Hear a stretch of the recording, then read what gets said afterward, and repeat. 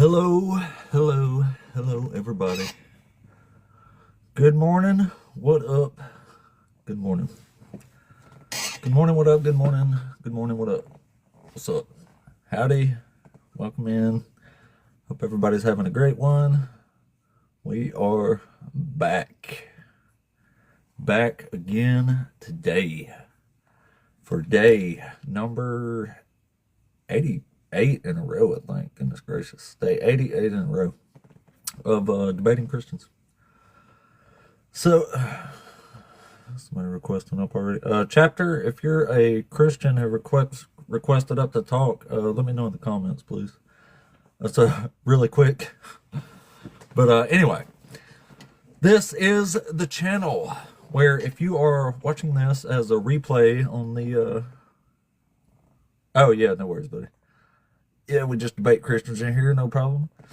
Anyway, this is the channel where you can watch an undereducated hick from Alabama perform an intellectual takedown of the Christian faith, doctrine, and logic for y'all's entertainment. And also to make the world a better place. Because this Christian nationalism bullshit, that shit's got to go, doesn't it? And how does stuff like this go?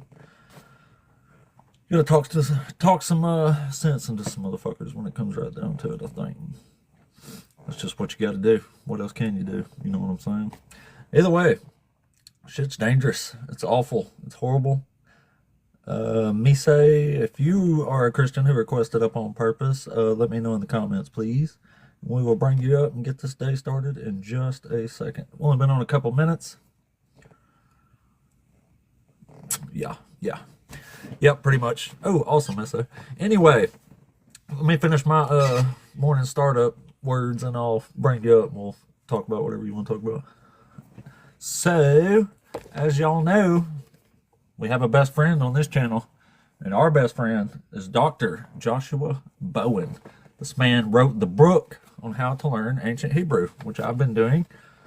Haven't had much time lately, but that's about to change. So you can get that book on Amazon and learn ancient Hebrew with Dr. Josh now. He also has a bunch of other books that you can help support his family with because we love Dr. Josh. Also, Rocket City Reason is coming to North Alabama, Huntsville, Alabama, this October 23rd, 24th, and 25th. That's where you can hang out with the coolest and biggest atheist debaters on YouTube for 3 whole days, and you can get your tickets for that at rocketcityreason.com. Alright, so now that we got the regular stuff out of the way, let's go ahead, and we got somebody requesting up already. If I can get to it here, maybe we can go ahead and start the day off with a good old conversation. He made justice. It's funny. Alright, let's bring, what was it? Mise?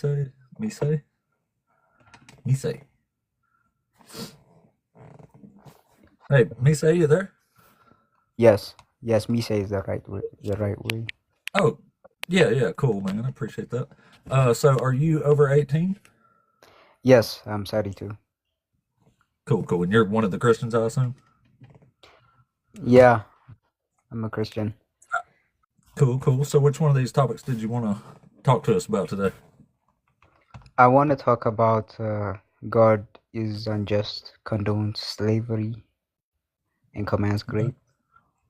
All right. So, That's a good one. yeah, so, So do well, you deny God does those things, or you don't think that stuff's in there? Or?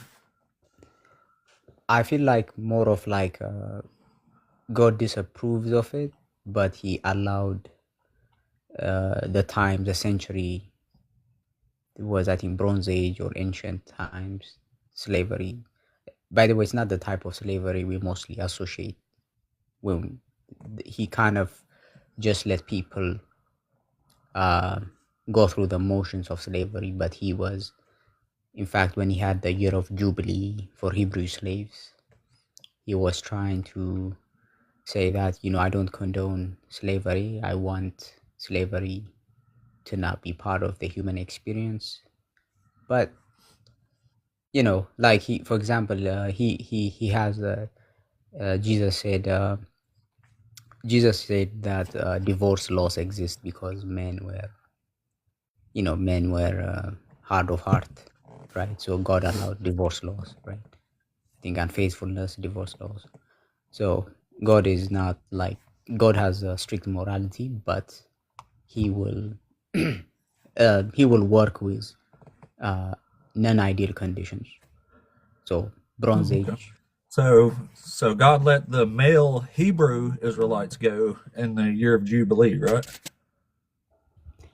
Yes, every 7 years, every slave was released. So Well, the year of Jubilee is every 50 years, which is longer um, than the average lifespan at the time.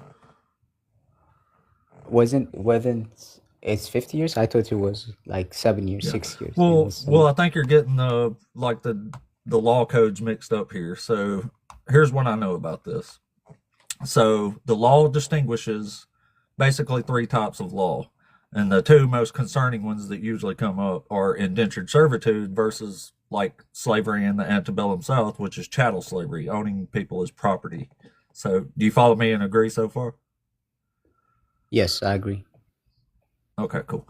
So the Bible is making distinguishments between those male Hebrew Israelite slaves and females and also everyone else. So it does say that if you take a male Hebrew slave, then you have to let him go if they're indentured servitude, you can only make him serve for 6 years. And after 6 years, you have to turn him loose. Now, if you can trick him in a way of staying your slave for life. There is a way to do that. It gives you a loophole. But what we're most concerned with here is actual chattel slavery. So, like, are you aware that God and the Bible does condone chattel slavery? I do know that some of the people that the Israelites conquered were made to do Right. forced work like building the temple or something like that. But I don't think there was any actual even the slaves that were taken from the other surrounding nations were more of like indentured servants in an Israelite's house or family as opposed to you Well, know. have you ever read Leviticus 25? Yeah, I might probably have read through seen it, but maybe you could read it out for me what it is, but Yeah, I got you. Yeah, I probably got you. I got you're a it up. Christian expert. Yeah, I got it right now. It says, as for the male and female slaves whom you may have, it is from the nations around you that you may acquire male and female slaves. You may also acquire them from the aliens residing with you and from their families who are with you, who have been born into your land. They may be your property. You may keep them as a possession for your children after you, for them to inherit as property. These you may treat as slaves. But as for your fellow Israelites, no one shall rule over the other with harshness. So this is definitely saying that unless you're a male Hebrew Israelite, you are somebody's property, and that is for life. That is, you can be passed on to their children as property, according to Leviticus 25 here. This is basically just slave trade. It's just saying you can acquire them, you can go buy them. Yeah, but we have to be like do a comparison of like the societies when the Israelites were having their own kingdom, whatever. What were the Babylonians more like all the other kingdoms around them? What was the slavery was it like a common thing, It was right? better, Was it actually. like It was better. I mean, There for was like example, the law the codes of Egyptians. Hammurabi. Well, like the law code of Hammurabi, it limited all indentured servitude to 3 years. The Hebrew Bible makes it 6 years, which is twice as long, and that only goes for male Hebrew Israelites, whereas Hammurabi limited all that and everyone to 3 years. So, I mean, I don't see how you can argue that God made it better when he clearly made it worse, How about the Egyptian from a slave's civilization? perspective. But how about the Egyptian civilization? The Egyptians, What about them? old Egypt. I mean, they had one of the most harshest slavery regimes, so to speak. Oh, well, I mean, maybe they did, but I'm just talking about the Bibles, comparing it to other Near Eastern law codes. Yeah, that's yeah. I'm trying to, you know what I mean. Comparatively, it was just like, if the Israelites were, if God gave them a command saying that you shall have no slaves, they would probably, rebel against God. They will say, wait, everyone in our every neighborhood, every people group, every kingdom surrounding us has slaves. It will sound, it's like it will sound weird to their minds. Do you know what I mean? Like, for example, So me and you you're saying living. if God just told them not to have slaves at all, it would have shocked them too bad, like they wouldn't have known what to do with that? Yeah, because all of humanity at the time was in this accepted this lifestyle. So Dang.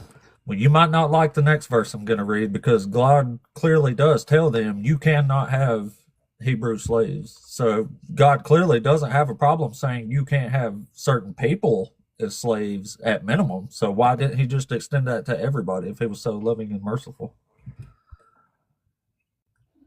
yeah, it's like the best way to put it is, for example, if like me and you, we accept that child rape is bad, right? And Mm. everybody accepts that, right? But imagine if Well, except for the God in the Bible. yeah, well, imagine if there I mean, was it's another okay with people group. God. It's not okay with us, obviously. Yeah. But imagine if there were people group in the Bermuda Triangle, for instance, who actually accept, who have a government and they say they accept child rape. It will shock the whole world, right? It will shock you, it will shock Yeah. me, and that's Would it that's that's shock how you I if I see. showed you in the Bible where that happens? Yeah, I mean, I was more of like, trying to give an analogy of the slavery thing. If Israel at the Right, but I time can't was the think of a only. single country that allows that through law, but the Bible definitely allows it through law. Yeah, but if the Israelites had said like, no slavery, minimum period, like abolition, emancipation, like we do 18th century, 9th century, that would sound, even if the Moabites, every other people coming to Israel, it will sound weird and human beings by them. It's like saying, you shall not. It's like if God made a law So it would have saying just don't been get too married weird to tell them not to own slaves back then. at that historical timeline, Bronze Age, before like Right, the right. ancient history So was. in verse 39 of Leviticus 25, it says, if any who are dependent on you become so impoverished that they sell themselves to you, you shall not make them serve as slaves. So God's clearly capable of telling people that they can't make certain people be slaves. That's why I'm saying, why didn't he just say that for everybody? If God don't like Yeah, something, he I usually feel like. says, don't do that because I don't like it. And if you don't obey him, he has babies bashed to pieces and stuff. So I mean, like, I feel like if God didn't like slavery, he would have had no problem at all, saying don't have slaves. Yeah, I mean, I think even in those kingdoms, people, I think every humanity has this consciousness in them, right? Something in every human Mm-hmm. being rebels against uh, enslaving people, killing people, raping women and stuff like that. So God is like, God knew that aspect, and so He said, don't enslave. In fact, that's more progressive to say don't enslave your own type of people, your own Hebrew people. I don't think the Egyptians or the Akkadians or any of those ancient civilizations actually even really cared who you enslaved. You know what I mean? So God was more of like, if I push them too much, they will rebel. But if I kind of say don't enslave your Hebrew people, their They were conscience will rebelling kind of. anyway, constantly. Yeah, there are two. Well, there are two types of rebellion. There's like rebellion against like something unjust, and there's rebellion against the Well, I just. mean, God gets mad and punishes them all the time for stopping to keeping his laws and going to turn into other gods. Like they do all this constantly. So I mean, it's almost like no matter what law he gives them, they're not going to keep it. Yeah, I mean, yeah, Like if they this law didn't. was so perfect, I can only assume they would have kept it perfectly. You know what I mean? Yeah, I mean, for example, God. One of the things God punished them was for like worshiping Baal and Molech, and then doing child sacrifices, right? Hmm. So he worshiped, so he said child sacrifices are no. He said it's an abomination and stuff like that. Um, Well, he but changed his mind. He was making them sacrifice their children beforehand. well, he never he condemned the Canaanites people for doing child sacrifice. I mean, No, he the, made the the, Israelites do it too. I mean, there was only He like one. explicitly says, "I gave them bad laws and ordinances to terrify them that they could not keep." He literally says he gave them laws that they could not keep, like to terrify them. I mean, for example, Yeah, listen to this. In Exodus if 22, it says, "You shall not delay to make offerings from the fruitfulness of your harvest and from the outflow of your presses. The firstborn of your sons you shall give to me. You shall do the same with your oxen and your sheep." Like he's literally telling them they have to give their firstborn son as a sacrifice. I think the firstborn is like the Nazarene thing. Is like dedicating it. It's more of like a ritual. You dedicate He's your talking about the firstborn. Israelites. No, you don't Yeah, yeah. dedicate sheep and oxen.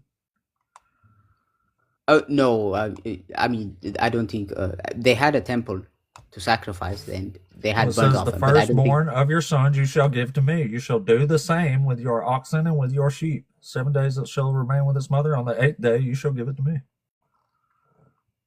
Yeah, Sounds like he's talking about a sacrifice. you're saying, but they didn't sacrifice. I mean, we know historically from Chronicles of Kings Well, they then didn't they would have sacrifice. been disobeying him, and he would have got really mad and made them like eat their kids because they didn't listen to him.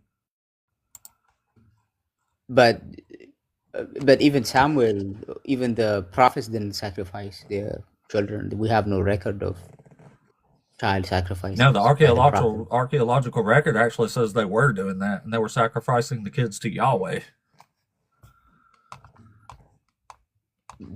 Yeah, And I mean, it's but backed up, like what we just read in Exodus, Ezekiel, like Ezekiel chapter 20, I think. It's either 20 or 25. I think it's 20 there. So, I mean, all this stuff but you're saying is horrible and defending, like, it sounds like you don't like it. no, it's like more of like I feel like God works with the times. I'm saying that He uses the time. So at Yeah, the but time, this is horrible, he, horrible shit, even for the times. Like, even people around this time, like people during the lifetime of Jesus, when they wrote about Yahweh, the God of Israel, they actually called him the cruel God of the Israelites. So, like, he was cruel even by that day's standards. well, the only thing is the slavery, but I don't know about the. I don't think there was a child sacrifice. I mean, I don't know. I will have to read through it. Well, there was. We just But read it. I mean, yeah, okay. In Leviticus it says that, but then you have Well, other that was books like Exodus, but Judges. Yeah, Exodus say that, but you have Leviticus, you have the book of Judges, you have First Kings, Second Kings, you don't Chronicles. think God would murder anybody, do you? I feel like God is a judge. He does pass death penalties sometimes. He's a judge, so it's Well, not like when, murder. like, It's say like a baby's unalived, like, what did he judge about the baby? I mean, Like, it's a baby. They can't even he's hold their head up. Like, what was their sins? so he's both like a judge for an adult. He's a judge for all of life, for human, for dogs, whales and stuff. He is a creator, so he can give you life. He can take your life. So in that case, Oh, yes. okay. Well, that But doesn't for make an it adult, he just. It just judges. means he's taking your life. But he gave you life, right? It's like he made you. Yeah. He gave you that life. He could have not made you. He could say, well, I gave you this life. It's like I own a battery. I can put it in a remote, or I could put it in a walkie-talkie, whatever. If he gave you life, he can take So, that life. like, well, God, if we'll say God gives like an infant baby life and then bashes it to pieces, like that was just God being God. Like God can do that because it's God. Um, bashing. I think that was like you're talking about him being mad at surrounding nations who were like child sacrificing and doing a lot of evil things to others, and so he's like, Yeah, so he that's I bashes don't babies think. to pieces and makes the Israelites eat their own kids in some cases.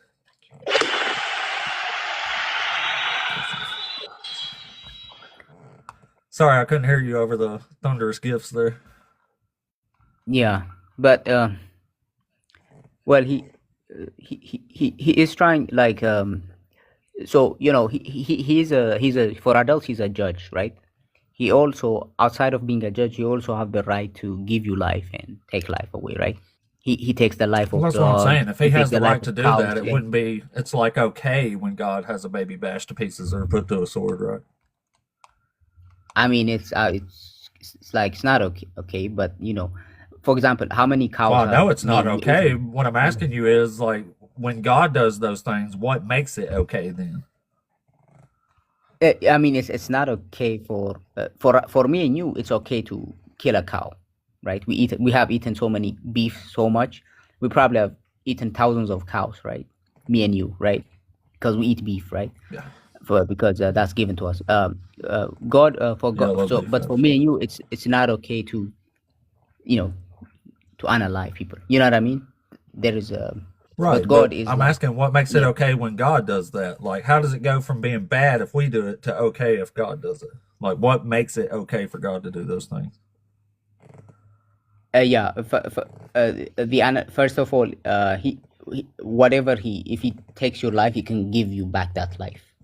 So he has the power to. Second, he has a property. He owns you basically. I know it's sad to say this, but he Yeah, this basically sounds owns like you. a just a really horrible religion. Like, why? You can't think it's fun to sit here and defend this stuff, do you? Like, it sounds like you know it's all really, really bad, but you're defending it anyway. I mean, it's like I'm a 21st century person. I don't endorse slavery, right? But I can Right. understand if a person Yeah, but you're from worshiping a God that does endorse slavery and bashes babies to pieces and puts pregnant women to the sword and kills a whole bunch of cows. Like, so I mean, I don't understand why so many people knows all this stuff is horrible, but still like worships this God that's doing these things. This is why I quit worshiping this God because I couldn't justify this madness. yeah, well, we also believe that Jesus Christ is currently at the right hand of God, ruling the whole world, and under Oh, you don't think Christ's Jesus is rule. God? No, Jesus is God. He's at the right hand of Huh. God the Father, ruling. He's How now does the God sit Lord at the of the right world. hand of God? I mean, that's another. But under Christ's rule, slavery has been abolished. In a way to put it, God is the Has Almighty, it? and yeah, the 21st century is actually Oh. Jesus Christ ruling the world, right? So Well, in most he is first ruling world the world. countries, slavery's outlawed, but that's not because of anything the Bible says. The Bible never says slavery's never condemns it once. But It don't as even as a universally Christian, say to treat your slaves good. Like it literally says you can beat them as long as they don't die within a day or two. yeah, I feel like that slavery in the Paul was talking about might be indentured servitude, more of indentured servitude. Yeah, Masters they might be in try danger. to treat Yeah. you masters. Yeah, um, uh, but if Christ, we believe Christ is King of Kings and Lord of Lords, right? So if he's King of Kings, Lord of Lords, Right. and then slavery has been abolished, and now all of Yeah, but it humanity never is says free. that though. It never once says you can't have slaves. Like societies like America moved on and abolished slavery, even though it's endorsed in the Bible. Like we went better. We're better than the Bible. Yeah, You're but better. but You're much better than this book and this God. Let me tell you right now. I would worship you any day of the week over this God here because you don't like all this stuff, and I like that about you. yeah, well, thank you. Yeah, we all Hey, thank product of you. times. Yeah. Don't be silly. Thank uh, you. We're on the same side ultimately. yeah.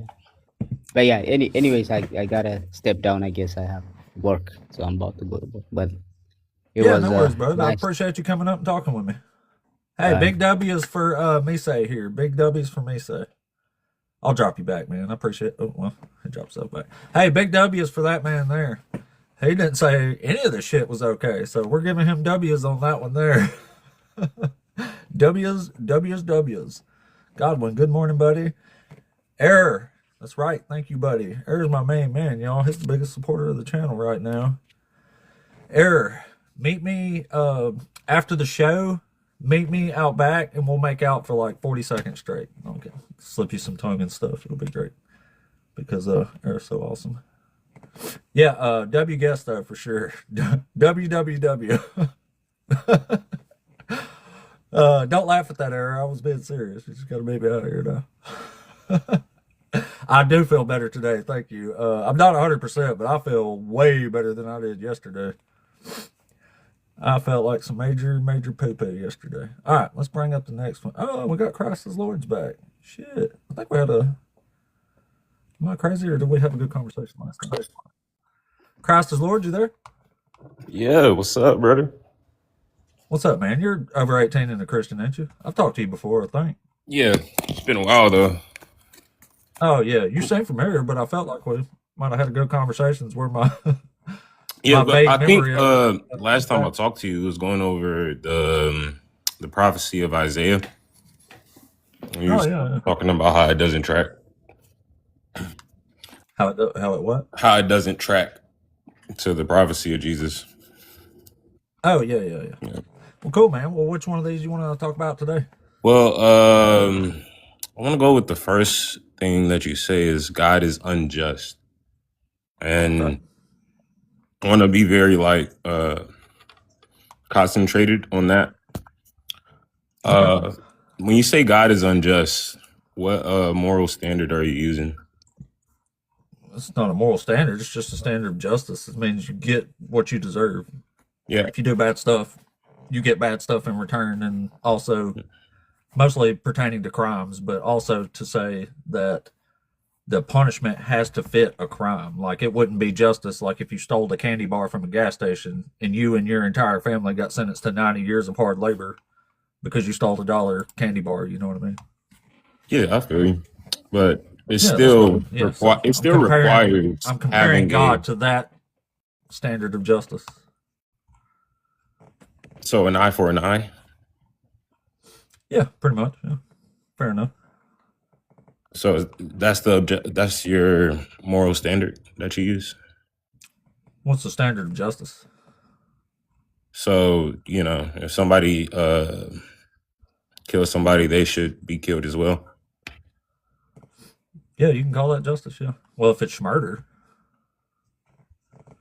Yeah. Well, I mean, like the scope of that. I mean, in the case of kill and be killed, it's not necessarily justice because you can't get the other person back. So, I mean, you get stuck in that kind of loop, but yeah, more or less. So that's kind of like in the grand scope of everything. How could you judge the scope of history like that in terms of justice? That's what I'm saying. Like, if we have this concept of justice, that's why, like, have you ever seen the statue of justice, like the Roman goddess Justice? How she's wearing the blindfold and she's got the scales. Different balancing the scales of justice. Yeah, but different societies have different interpretations of what they think justice is, and that's what I'm simply asking is like, what are you using to define justice? Yeah, just an equal. Yeah, just balance the scales, an eye for an eye. That sounds good to me. Okay, I mean, and you don't think that God is fair in his judgments? Not even a little bit. Well, I mean, he unalived the lady for looking in the wrong direction. He unalived a guy for picking up sticks on the wrong day of the week. Like, this is not justice. Would you say that you have limited knowledge? Sure. Okay. Now, if a being was omniscient, over the cosmos, how could you presuppose with limited knowledge that a cosmic being acts unjust without all the relevant facts and outcomes? What facts am I missing? Like you see it from a human standard, which has limited knowledge. Yeah. But that's the only standard I have. I know, but like from your scope, you're using a standard. Like I can't really follow is that how do you have a standard for something objective if you don't believe in God? Or do you believe in a God? I'm just comparing the God and the stuff he's doing in the book to my standard of justice. Like, for example, even in Genesis 18, even Abraham holds God to a standard of justice. God says certainly, or Abraham says, certainly you, the ruler and maker of all the universe, will do what is just and right. Certainly you won't wipe away the righteous with the wicked. God said, no, of course I wouldn't do that. That's crazy. So, like, we can hold God to a human standard of justice, even an ancient standard. Yeah, like we hold him. His wasn't near as good as mine. Yeah, we hold him to his word, right? What he says he'll do. Exactly. Yeah, and he violates that constantly. He violates his word. In which way? Yeah. Well, with unjust punishments and stuff. It says you can't punish the son for the sins of the father. Yeah, he does that all the time. Where does he do that? He unalived David and Bathsheba's infant son because of David committing adultery, and he had 10 of David's wives raped as a result, and they didn't do squat. They didn't have nothing to do with it. God had them raped? Yeah, he says, I will take your wives before your very eyes and give them to your neighbor, and he will lie with your wives in broad daylight in front of all of Israel. So he had them raped in public. I don't think that's a commandment of rape at all. I think that's telling them what do you think lie with it means? There's consequences to your actions. Yeah, David is the one who sinned here, though, not those women who are getting raped. So you say grape, but the baby certainly didn't do anything. The infant baby that God struck down. Okay, but where does it say that they got graped?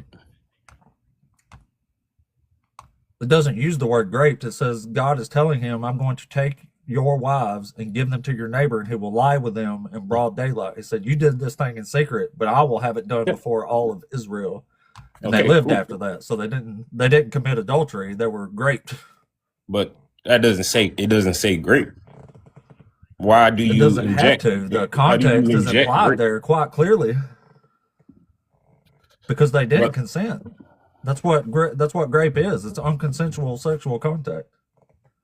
Does it say that they didn't consent? Yeah, they couldn't have because they lived after that. They got put in a little house because they were defiled by him. But if they would have consentingly slept with their son, which was David's son, if they would have consensually done that, they would have been executed as per the law. But they wasn't. They lived. So they did not consent to this. They couldn't have. Well, how do you like speculate that when it doesn't say that they didn't consent? It doesn't say that they do consent. It says a situational. Why would you think they did consent though? Nothing in here suggests that they consented. It'd be the same on your side. Why do you think they wouldn't consent? That's what I'm telling you, because they lived afterward, so they weren't charged with adultery. They didn't commit adultery. They weren't found guilty of adultery. So that can only suggest that they didn't consent to the act. And also, it straight up says they were defiled, so they were put away. They were violated. Like, it literally tells you that they were defiled. That's why they were put in the house and they couldn't sleep with David anymore. If somebody, rolls around and poop, would you consider them being defiled? Not by grape. I'm talking about the defiling word that you're using. When it says defiled, if somebody was rolling around defiled, and poop, that's not fouled. No, that's defied. I'm using the word. That's just gross. It's not defiling somebody. That's not defiling somebody. I think that is defiling Being somebody. defiled is when you're sexually violated. No, that's not the only way you can be defiled. That's not the only way you could be defiled. Well, where's there a rolling around in poop defilement? There's multiple defilements. You can use defile in multiple ways. But well, this is giving you the context that they're defiled in, and that's God saying, I will give your wives to your neighbor before your very eyes, and he will lie with them in broad daylight. So it's saying he's going to sleep with them. But aren't you using speculation or your interpretation of how that works out? Well, yeah, but I'm using the actual context of the story. All right, I use context too, but I have a different interpretation. Am I wrong? Yeah, because you're going against the context. I'm not going against the context. You're using speculation. Yeah, if your context was right, then they would have been executed after the act. No, if your speculation is one thing, I could say that they were not executed because they just didn't sleep with the son, and they had different partners. But you say that they were great and they lived afterwards. I think it's on both sides. It's speculation, isn't it?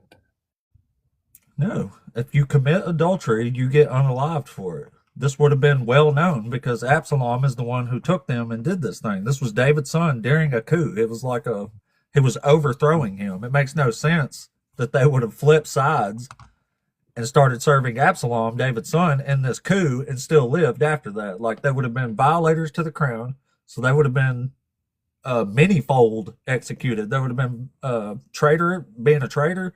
They would have been executed for being a traitor, for adultery, for all kind. I mean, there's all kind of stuff you can come up with that they would have violated if they would have done this consentingly, but they didn't. I can't get past that just being a speculation because there could be other reasons. But it's like, coincidentally, if you admitting your God commanded grape, which he does, this is just one of the instances. I don't think he didn't command grape. Like, I don't see that command in anywhere. But it says, thus says the Lord, I will raise up trouble against you from within your own house, and I will take your wives before your very eyes and give them to your neighbor, and he shall lie with your wives in broad daylight. For you did it secretly, but I will do this thing before all Israel and in broad daylight. This is God saying he is going to make this stuff happen. No, because he doesn't interfere with people's choices. But he gives you the consequences. He's telling you the consequences. You don't have a choice when God commands you to do something. Yes, you do. He can make it happen. Can you disobey a command? So you're saying God ordered all this grape and people used their free will to execute it? Did they? So the people who took his wives, were they believers of God, of the Israel God? It was David's son. The people that took his wives? That was David's son, Absalom, yeah. And remember, God says, I will raise up trouble against you from within your own house. So they were all serving. So that's from speculation to speculation. From my perspective, that's even a lesser claim of grape, because people had in family or in tribal relations all the time. No, they didn't. Not legally. Legally? This was a pretty important thing for them. Their bloodlines here, like all the subsequent kings of Israel, had to come from David, specifically from his genetics. So they took this stuff pretty darn serious. Okay, so Jacob slept with his cousins. Absalom. I'm talking about Jacob. Like you said. Oh yeah, there's lots of incest in the Bible. I mean, Lot impregnated his own daughters. There's lots of incest in history. The only righteous man in Sodom and Gomorrah. So I mean, there's still incest in the Middle East right now. It's not sure. It's still gross. It's gross now, and it was gross then. But is it like unjust? Not really unjust, no. Okay.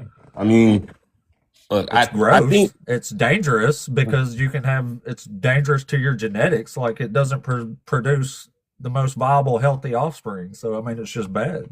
It has negative consequences for sure. yeah, But it just but goes to show you how impossible this whole silly story is.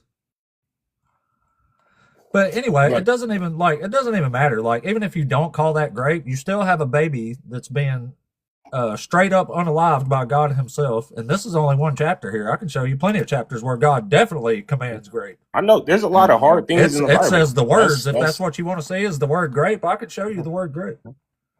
it doesn't say grape, but It does. the whole thing that you're using, like I know there's a lot of hard things within the Old Testament, especially to talk about human history wise. Uh, but this spectrum that you're using to judge something for being unjust, it doesn't sound like an eye for an eye. I feel like it sounds like you're Because it's saying that not. there's a objective moral An eye for an standard. eye would have been to punish David for what David did, not the baby for what David And did, he or did get David's punished for wives what for he what did. David did. He didn't get. What was his punishment? Turmoil in his family. Is that not a punishment for a man?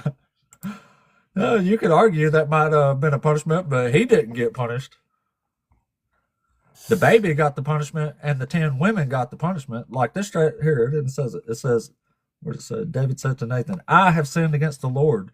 Nathan said to David, "Now the Lord has put away your sin. You shall not unalive. Nevertheless, because by this deed you have utterly scorned the Lord, the child born to you shall unalive." Like he's literally saying that David's not going to get the punishment. So I mean, you're losing the argument there. I think that's a punishment to anybody. If you was having a child and it were to Yeah, not you be could alive, argue unaliving somebody's child is a punishment to them. They're probably not going to like that. But it's the yeah, child receiving the punishment, and it just told us that verbatim. He says, "You will not, your sin will be put away, and you will not be unalived." But this baby right here, it's gone. do you think like so let's say a father or a man makes like terrible choices all his life. Do you think those choices don't affect their children? Yeah. Yeah, point conceded. Yeah. Choices have consequences. Yeah. And I think I think that's a That's still punishment not to the getting you man. away from the actual That's law here and what God's doing. okay. But the thing is, I don't stand on understanding. Like I have limited knowledge, just like you said, you have limited knowledge, which invalidates moral outrage for me because I don't understand all the facts and outcomes throughout all Do you of history. understand it's wrong to unalive innocent babies? I don't like that, not at all. But Well, I that don't should be all understand that you need to understand. I What else understand is to that. understand? What don't you understand? The justification for it? You can't understand that because there's not one. But what are you using It's to always justify fucked it? up. I Justify told you, an me eye for an eye. eye for an eye. But like, does that work Yeah. in every situation? I don't know. You I'm don't not know. saying justice is perfect. I'm just saying whatever system we come up with, this ain't it. This God is violating justice constantly. So what system are you using to like combat it? I just told you, that's just the standard I have now. For the most part, I'm pretty sure we agree. I mean, I don't, in the sense that for what I consider justice, which is the objective moral standard of, that's written on our hearts. Is it objectively immoral to unalive innocent babies? Innocent babies. Well, so what was this baby guilty of that God unalived from David? His father fucked up. Well, that doesn't make him guilty of something. That makes his father guilty. So, are you against abortion? What? Oh, You- okay. Never mind. I don't know if I can say it Sorry, on I here. was slow to put that I one don't want together. to. I'm That shit TikTok. I am pro-choice up to a certain point, up to a sentence. Yeah. Up to sentience. Okay. Yeah. It's not pivot. Those by are, the way. but so if you believe that after a certain period of time that a baby becomes sentient, and then it's wrong to do it, Pretty much. Yeah. but before that, it's perfectly fine to Yeah, it's about bodily stop the autonomy. potential Like life. it's more about bodily autonomy than anything, though. Okay. I mean, so if somebody is let's say a heavy drug addict, would you remove their bodily autonomy to stop them? What do you mean? Like, hey man, we're gonna put you in rehab because you can't be doing like meth in the streets, man. Oh, well, I've put my brother in rehab like 5 times now. Haven't done squat worth of good. Okay, he doesn't have bodily autonomy. If people get put Yes, he does. into He lives in an abandoned house right now doing the same shit he was doing before. It's a wonder he's still alive. Sorry to hear that, man. Really. I didn't drag him away. We asked him, like, aren't you tired of this shit yet? And he was like, yeah, of course. And then he goes and he's good for 6 months. And then the next thing you know, all your money's gone again. It's just does it over and over again. Do you think laws against bodily autonomy are wrong? Autonomy. Do you think laws against bodily autonomy are wrong? Yeah. Okay. What about the unaliving oneself law, where if they try that, they get sent to jail? What do you mean? Like, it's bodily autonomy. People should be able to unalive themselves, but it's against the law. Yeah. Okay, I see what you're saying. Yeah, people should be able to unalive themselves. Yeah. Oh. But people get committed because people make bad decisions, and we know that too. You know what I'm saying?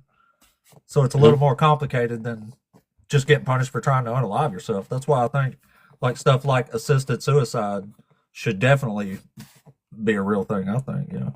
I mean, if I was incapacitated, I would want control over myself. I don't want to sit there and waste away. I want to go while I'm young and fertile. You know what I'm saying? Not when I'm a shell of what I used to be. Yeah, I hate to say it, but I know a lady who spent the last 5 years of her life on a couch. She couldn't move. She couldn't hardly talk. And I'm just saying, if I was her, I would not have wanted to do that myself. That is there's a difference between being alive and living. No, I understand that. I just feel like it falls through like this moral argument when there's like acceptable cases for some things that are egregious in other places. So it's like, well, I can't think of a single instance where an innocent baby, especially one that's already born, being unalive for someone else's sin, is ever going to be considered justice. I mean, agree to disagree on that one. I just think like if you have Can you give us one? What? Can you give us an example where it would have been okay to unalive the baby? I have limited knowledge on this. Yeah, I got you. I don't think like innocent. The destruction of innocence isn't something I'm fully. Right? But when you say innocent, you're that's using what I'm saying. like You agree with me, and that's why I'm using that as an example, though. Like we can make abortion arguments, but there's always going to be some sort of justification that we can push and pull back on each other with. We might not agree with each other, but at least we have something to put there. You know what I'm saying? Like at least try to justify this. When it comes to these babies being bashed to pieces, you've got nothing. There is nothing at all that you can even begin to argue that makes this stuff okay. That's my problem. There's a lot of hard. As an example. I mean, but the moral standard that I'm using is I don't understand all of God's ways, and I don't understand how when I'm subjected to a life of in the 21st century, supposed to judge the lives of people who lived in the BCE. And it's when people use moral arguments, they suggest that they have a moral standard that's more perfect than like the justification for me. If there was no Jesus on the cross, him being sacrificed in that sense to what's the word, absolution of our sins through his sacrifice, it really doesn't have I wouldn't see a justification for any of it as well. But through that, I could see the justification of following that moral law that's written on people's hearts. Like it's written on your heart What too. moral law Like is written on your heart? Like you don't want to see What moral innocence law? dead. I mean, the Sermon on the Mount is probably one of the most valuable. If this is written on everybody's heart, how come everybody don't agree on it? I mean, you have free will. Like you could choose to. Well, it sounds like that doesn't do any good at all to say it's written on your heart. Yeah, it's written. Like you can harden your heart. It says that plenty of times in the scripture. Well, I'm just saying, if nobody actually agrees, then saying it's written on your heart is pretty irrelevant. No, I mean, you can. Would you agree that there's like, are you a materialist? Like you think everything is sense data, or you think like there's things that exist non-materially?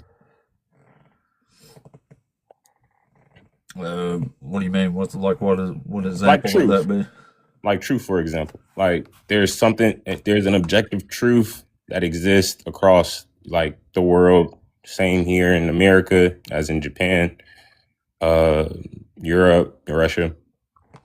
I think there are objective truths, but there's also like personal truths. Like my favorite color is orange. It's just a personal truth. You can't really prove that.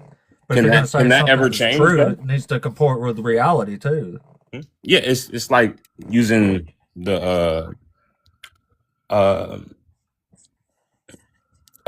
classical logic, A equals A. Law of excluded middle, law of non-contradiction.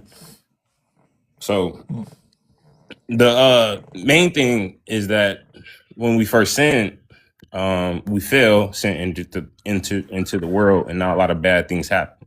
That's my simplest explanation. And because we have free will, we get to choose to do things that don't have good outcomes for those around us, especially. And through like Jesus on the cross, which is the point of the Bible, having the Old Testament versus the New Testament, I can't find anything. Not the Old Testament. The Sermon on the Mount. That's my belief. Is just the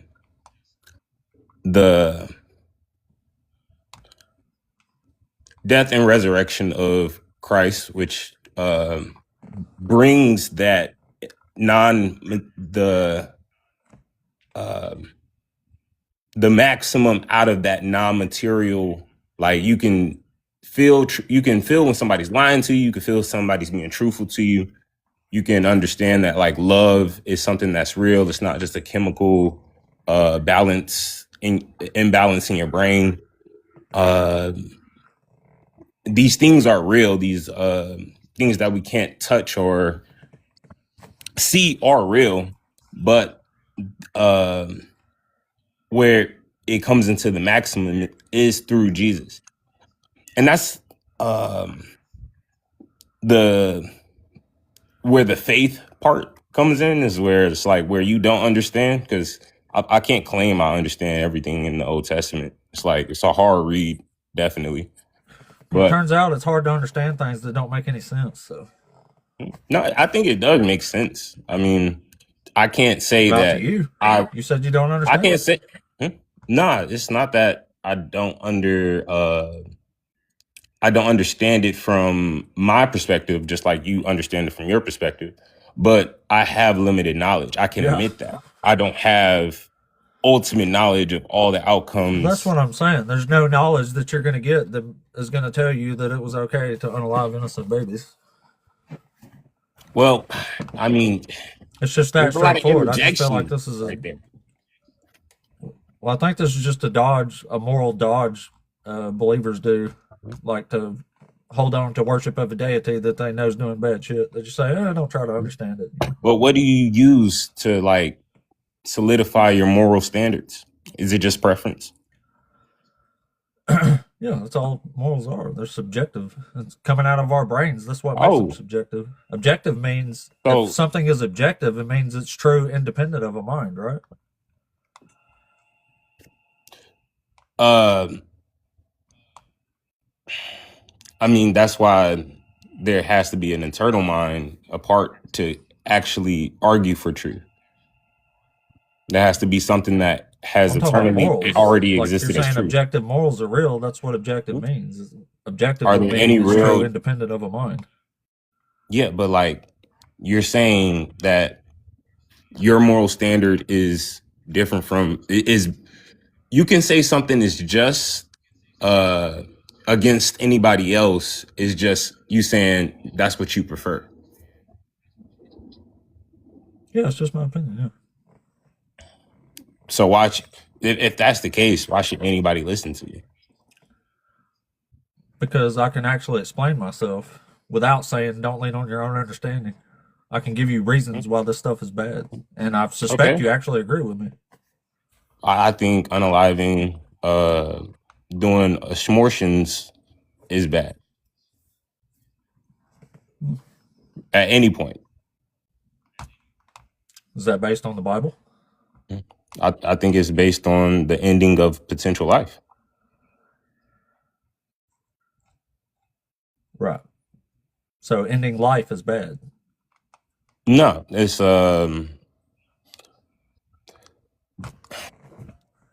I see what you're doing. But it's still using that. You know what I'm saying? Like this is all subjective because we're sitting here arguing about it. Like that's what makes it subjective is that we don't agree. That's why we have to come together like this and try to figure something out. Like, you know what I mean? But how, like you say it's logical to just say, oh, your subjective moral standard is less than my or less or greater than my moral standard based on your preference. No, yours is just as good as mine. I'm just saying, if I can sit here and explain my reasoning much better, I'm probably the one we should listen to. Well, I actually don't even agree with that one because say you do have a good moral standard, right? So what would be the difference? Yeah, say I do have a good one, and you're over here saying I don't know, but it's God. Don't lean on your own understanding. Like, who would you reasonably say is better to listen to? I'll say listen to the Sermon on the Mount. But what I'm saying is like, all right, at the end of the day, in the totality of the world, I believe. Do you understand what force doctrine is? Understand what is?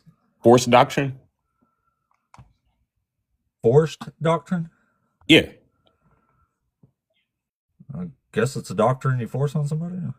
No, so it's simply like you can think whatever you think, but at the end of the day, whoever has the guns or whoever has the militant power to force their rules on you is going to be right. They're going to say, "Shut up! You can't talk about this." I don't think that. But force doctrine is just a descriptor. It's not a prescription.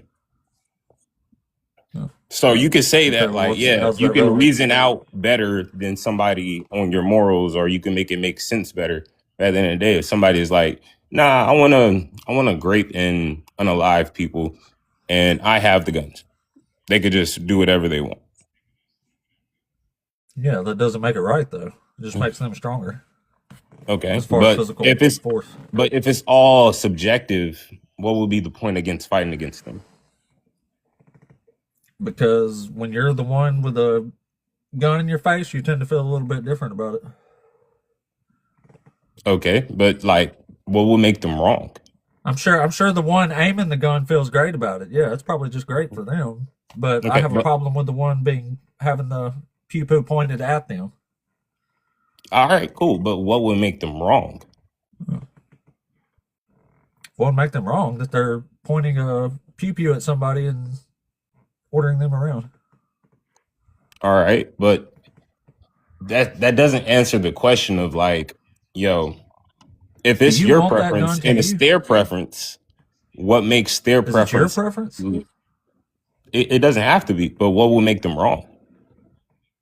It's just an odd argument. You're just saying just a battle of wills here. What would make them wrong is that they're oppressing somebody through force. That's the wrong part. And I All don't want right. to be oppressed through force. And I'm guessing you don't want to be oppressed through force. So as society, we come together and, say, this is all wrong. We don't want to do this. So let's make laws against this kind of stuff. And we hope that helps. What would you appeal to in that situation though, when you say it's wrong? They're like, no, it's right. I That think it's someone's right. forcing you to do something under the threat of duress. Okay, Or but harm. what would that appeal to? Just What do you mean, what does that your appeal own to? like it's like saying Yeah, it's just my own opinion. Like, I don't like being controlled like that. It's just my opinion, yeah. okay. Hey man, I guess I'll just concede because it just doesn't seem like there's a if it's just your opinion or it's just your preference. I don't think there's any like logical way That's to all bridge the morals gap here. are. That's all they'll ever be. Yeah. I don't think so. I think morals have an You objective can't even standard. appeal. You, as a Christian, can't even appeal to objective morals because it fails the second you apply it to your own objective standard of morality. That's Not what I'm not saying. I really. know people don't like that morals are subjective. Like, I'm sure everybody would find it like comforting to have objective moral standards, but we just don't. They never will be. All right, so why do you say anything is wrong then? That would be suggesting that there is something that's right. Because there is right or wrong, regardless of how people feel about it. No, it's subjective though. If something is harming a whole bunch of people, like if one person is doing a harm to 100 people, there's 100 people that are showing the harm done by one person. So that's not good. That's what it's subjective though. I don't know. Then it But wouldn't it's be not wrong. subjective to those 100 people. You see what I'm saying? No, it would be. It would be subjective to those 100 people, even if they thought it was like, yo, I don't like this. It would just be their Yeah. it would just be their preference that they don't get unalived. Right. Yeah, but the problem is, if you're going to apply that to God and say it's objectively wrong to do all this shit, then you have to also answer for why God is doing all the stuff that's objectively immoral. Or else it's just a double standard. But all right, so explain to me the immoral things that you're talking about. The murder of innocent babies. Yeah. What do you mean? What do you want me to explain? Like, when you say innocent babies, right? Yeah. What does innocent mean? It means they did not do the crime that they were being punished for.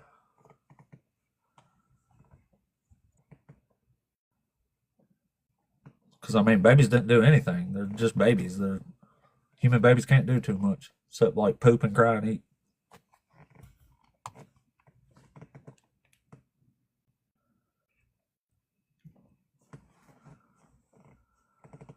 And I'll read up on this a little bit because I do have to brush up on the Old Testament.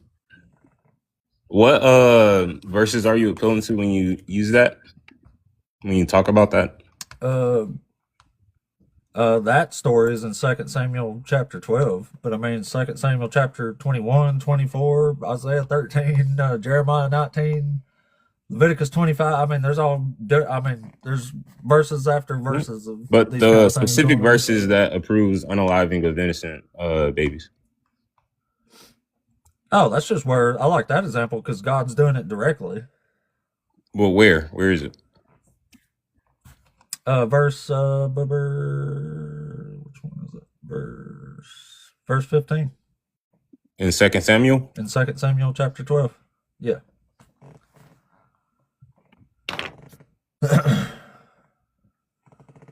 Mm.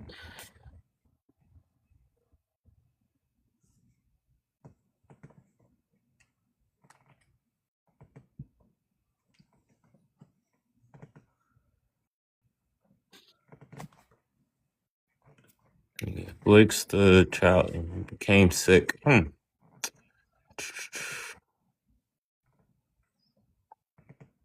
Yeah, this is God directly striking a child himself. But I mean, like I said in Isaiah 13, God commands the destruction of Babylon, and when He proclaims all this bad stuff is going to happen to it, among that is their infants will be dashed to pieces before their eyes, their houses will be plundered, and their wives will be great. And it says, "See, I am stirring up the Medes against them, who have no regard for silver and do not delight in gold.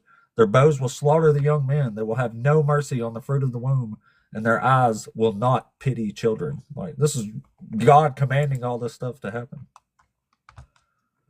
Where's that? This is really horrible stuff.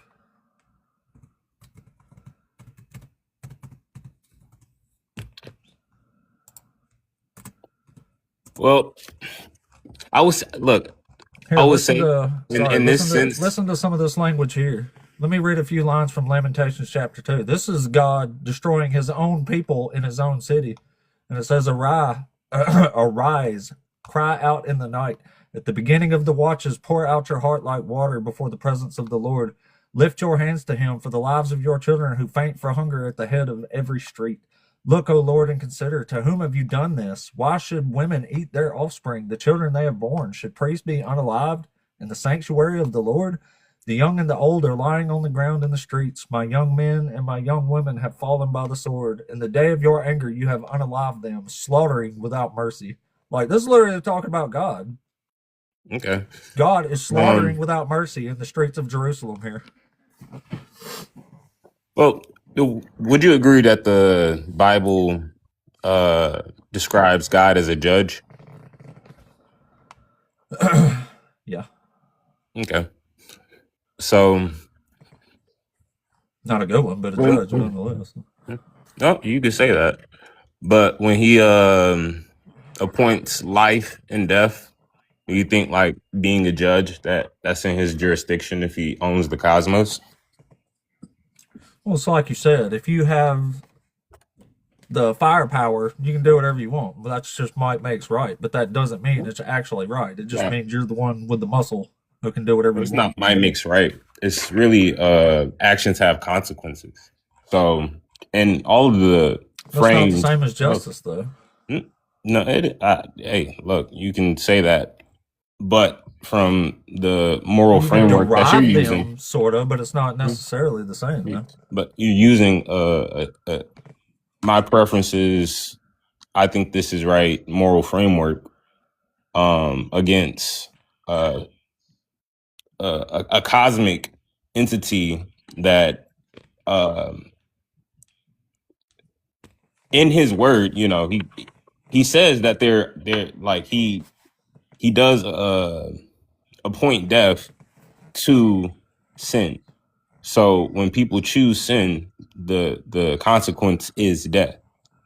And that's in the New Testament, not in the Old Testament. No, that's in the very from the first from Genesis. Is if you eat no, the consequences of sin are like divided up in the law. Like just for example, if a woman steals something, you cut her hand off. That's not death. That's having your hand cut off. That sounds more eye for an eye right there. But it does talk about death. If you eat of this fruit, you shall die. Right. And when they do that, didn't die. Not what happens is that death enters the world. Now they can die. And that's where it comes to interpretation. Like when people are talking interpretation of scripture, your interpretation versus my interpretation have very two different outlooks, very dependent upon your life and what you've experienced in my life and what I've experienced, and how you and I can apply that to the scripture. Now, what is weird to me is that when you use let me your ask moral, you this: if a judge, like, say you're looking at a judge and you're trying to figure out if this judge is good or not, like, what would make a judge like God a good judge? Would it be that he's fair? That he treats everybody equally? Fairness would have to that imply the punishment that I always fits understand the all crime? relevant. Fairness would have to imply that I have knowledge of all relevant facts and outcomes, which I don't have. But when I commit an action and there's a consequence for it, I can't deem the consequence for my action. That's fine. Just do like I'm doing for a moment here, and just use your own opinion. Like, just tell me your opinion, bro. Like, okay. So if you're trying to figure out if something's a good judge, would you consider fairness to be a pretty good balance of that scale? Is he being fair with everyone? Is everyone getting the same punishments for the same crime? Does the crime fit the punishment? Does all these things I'm saying right now seem reasonable to you? Does the crime fit the punishment? Yeah, I mean, yeah. Right. So it sounds like we agree on like what we're looking for when we're trying to figure out if a judge is being a good and accurate or just judge, right? So in David's punishment, did he protest against that punishment, or did he think it was fair? No, he didn't think it was fair. Where does he say that?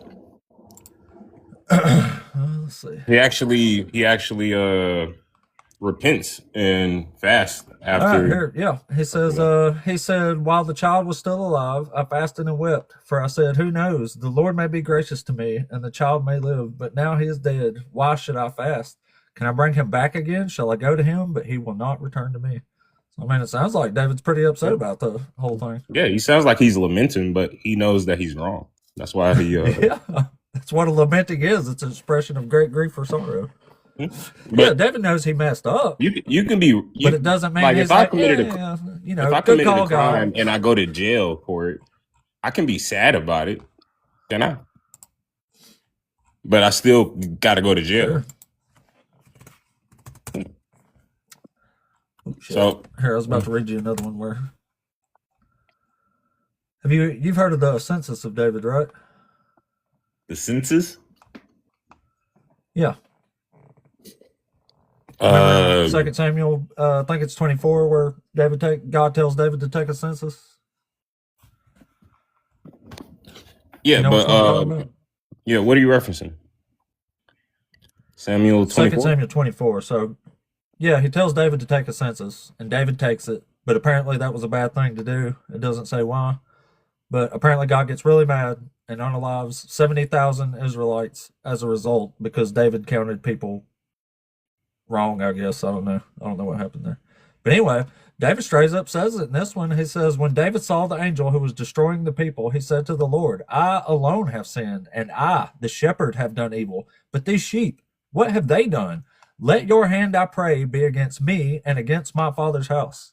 So it's like, that's David literally saying, like, I am the one who screwed up here. Why in the world are you punishing these people? Like, even David's questioning God here. Well, that's not good. None of it is. In the Old Testament, that's abundant. People question God all the time, but that doesn't. They're not saying that he's wrong. I mean, like, why can they do it, but we can't do it? No, they're having intercession with God. He's actually telling them, like, yo, I see your judgment. I let the judgment come upon me. He's asking for that responsibility, that mantle, but he's not saying that God is wrong.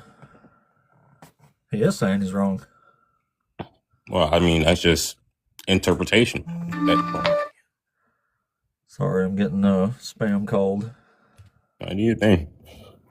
But no, I was trying to turn it off real quick, but you skipped out there. But anyway, he's straight up saying it, saying, I alone have sinned and I, the shepherd, have done evil. But these sheep, what have they done? He's asking that as a question. He's like, hello, I'm the one who did this. Why in the world are you unaliving 70,000 of our people for this? Like, this is clearly not good, no matter how you want to look at it. No, but here's the thing. If God warned, restrained, judged proportionally, and provided atonement, what exactly makes this unjust? What got atoned? You said, what did he atone? What's being atoned for? He responded. In this story. The plague was averted. It wasn't averted. 70,000 people unalived, and an angel was on the way to destroy the entire city, and God said, oh, never mind, I guess that's good enough. Yeah, that's what I'm saying. He responded, and this is because he David said the plague was averted after the intercession. Yeah, but this is because David counted the people that God told him to count. Yeah, that's the whole problem here. But David doesn't say, after David's intercession with God, God was like, all right, cool, I'm gonna avert and I'm gonna give y'all grace. But he's still the judge. Grace, 70,000 people were dead. He still judged, and after the intercession, he gave them grace. But that judgment, or there's 70,000 people here that definitely didn't get grace because one person counted people that he was told to count. Okay, but if God warned, you really don't see a problem here. Like, this is, I don't see a problem with God's judgments. No, I don't see a problem of God having. Well, then I really don't know what to tell you, because if this isn't clearly a serious problem here, then I would just say. But you're saying it evaluate your standards of morality and justice, I guess. You're saying it from a personal preference. I'm saying in hindsight that David counted the people that God told him to count, and 70,000 people did not deserve to be unalive for that. And David didn't think so either. No, he said it in the 14th verse. Why don't you just agree with David? Like, he literally says in the 14th verse, let us fall into the hand of the Lord, for his mercy is great, but let me not fall into the hand of man. Yeah, you know what he was saying there, right? He's saying he's not picking one of the three options. God gave him three punishments to pick from, and he says, I can't pick, just let it fall on God. God said, all right, I'll pick for you. And he sends a pestilence on Israel and unalive 70,000 people. No, I think it's what it's saying. And this is why it's interpretation. Like, that's why either truth has to be like objective, or if it's subjective, it doesn't really exist. But in this saying is, what he's saying is God's justice is not arbitrary. It's real, but it's not sadistic because he does have mercy. Well, who got mercied here? Not 70,000 people. Yeah, they got judged, but the rest of them. So where's the mercy? What mercy took place here? So that's the thing with the Old Testament, is that like before this, you had a lot of people like David. Like you can go to Job as well, Elijah. Like all these people were put in really like. I can't even say that I'd be that strong to handle the situations that they were in. Like, or I can't like sit here and tell you like I would have been in a better mind than David or Job or any of these guys. But that's why with the intercession of Christ, when Christ comes and he gives the Sermon on the Mount, he reveals the law. But Jesus don't have nothing to do with this though. No, he does. If you this was 900 years before Jesus was born. Do you understand what the Trinity? No. That makes no sense at all. So the Trinity, and this kind of it actually tells me a lot. The Trinity is, Are we on to the Trinity now? No, so this the God the Father, the Holy Spirit, and the Son, right? But when Jesus is depicted, it says the Word, right? The Word made flesh. So Jesus is God's Word. And what? The Word made flesh is what literally happened in Genesis. God spoke everything into existence. Like he spoke, Yeah, he said, that's what humans come on, John. and a human popped That's up. Like he literally spoke flesh into existence. That's what John's talking about. nah. He made man from dust. That's in John. He says the Word became Well, that's flesh. in one Genesis, yeah, but it's not in the first Genesis. You know, Okay, there's two different accounts of but Genesis, right? in the sense of the Trinity, it's all three of them exist eternally, and the angel of the Lord is a reference to Jesus. And this is a difference of interpretation. If you don't take it that way, cool. But in the interpretation that I take is that when it talks about the angel of the Lord in the Old Testament, it is a representation of Jesus, and by like Jesus sitting at the right hand of God in all of the judgments of the Old Testament, it's This also Jesus. this don't make sense though. How does God sit at the right hand of God? How does God sit at the right hand of God?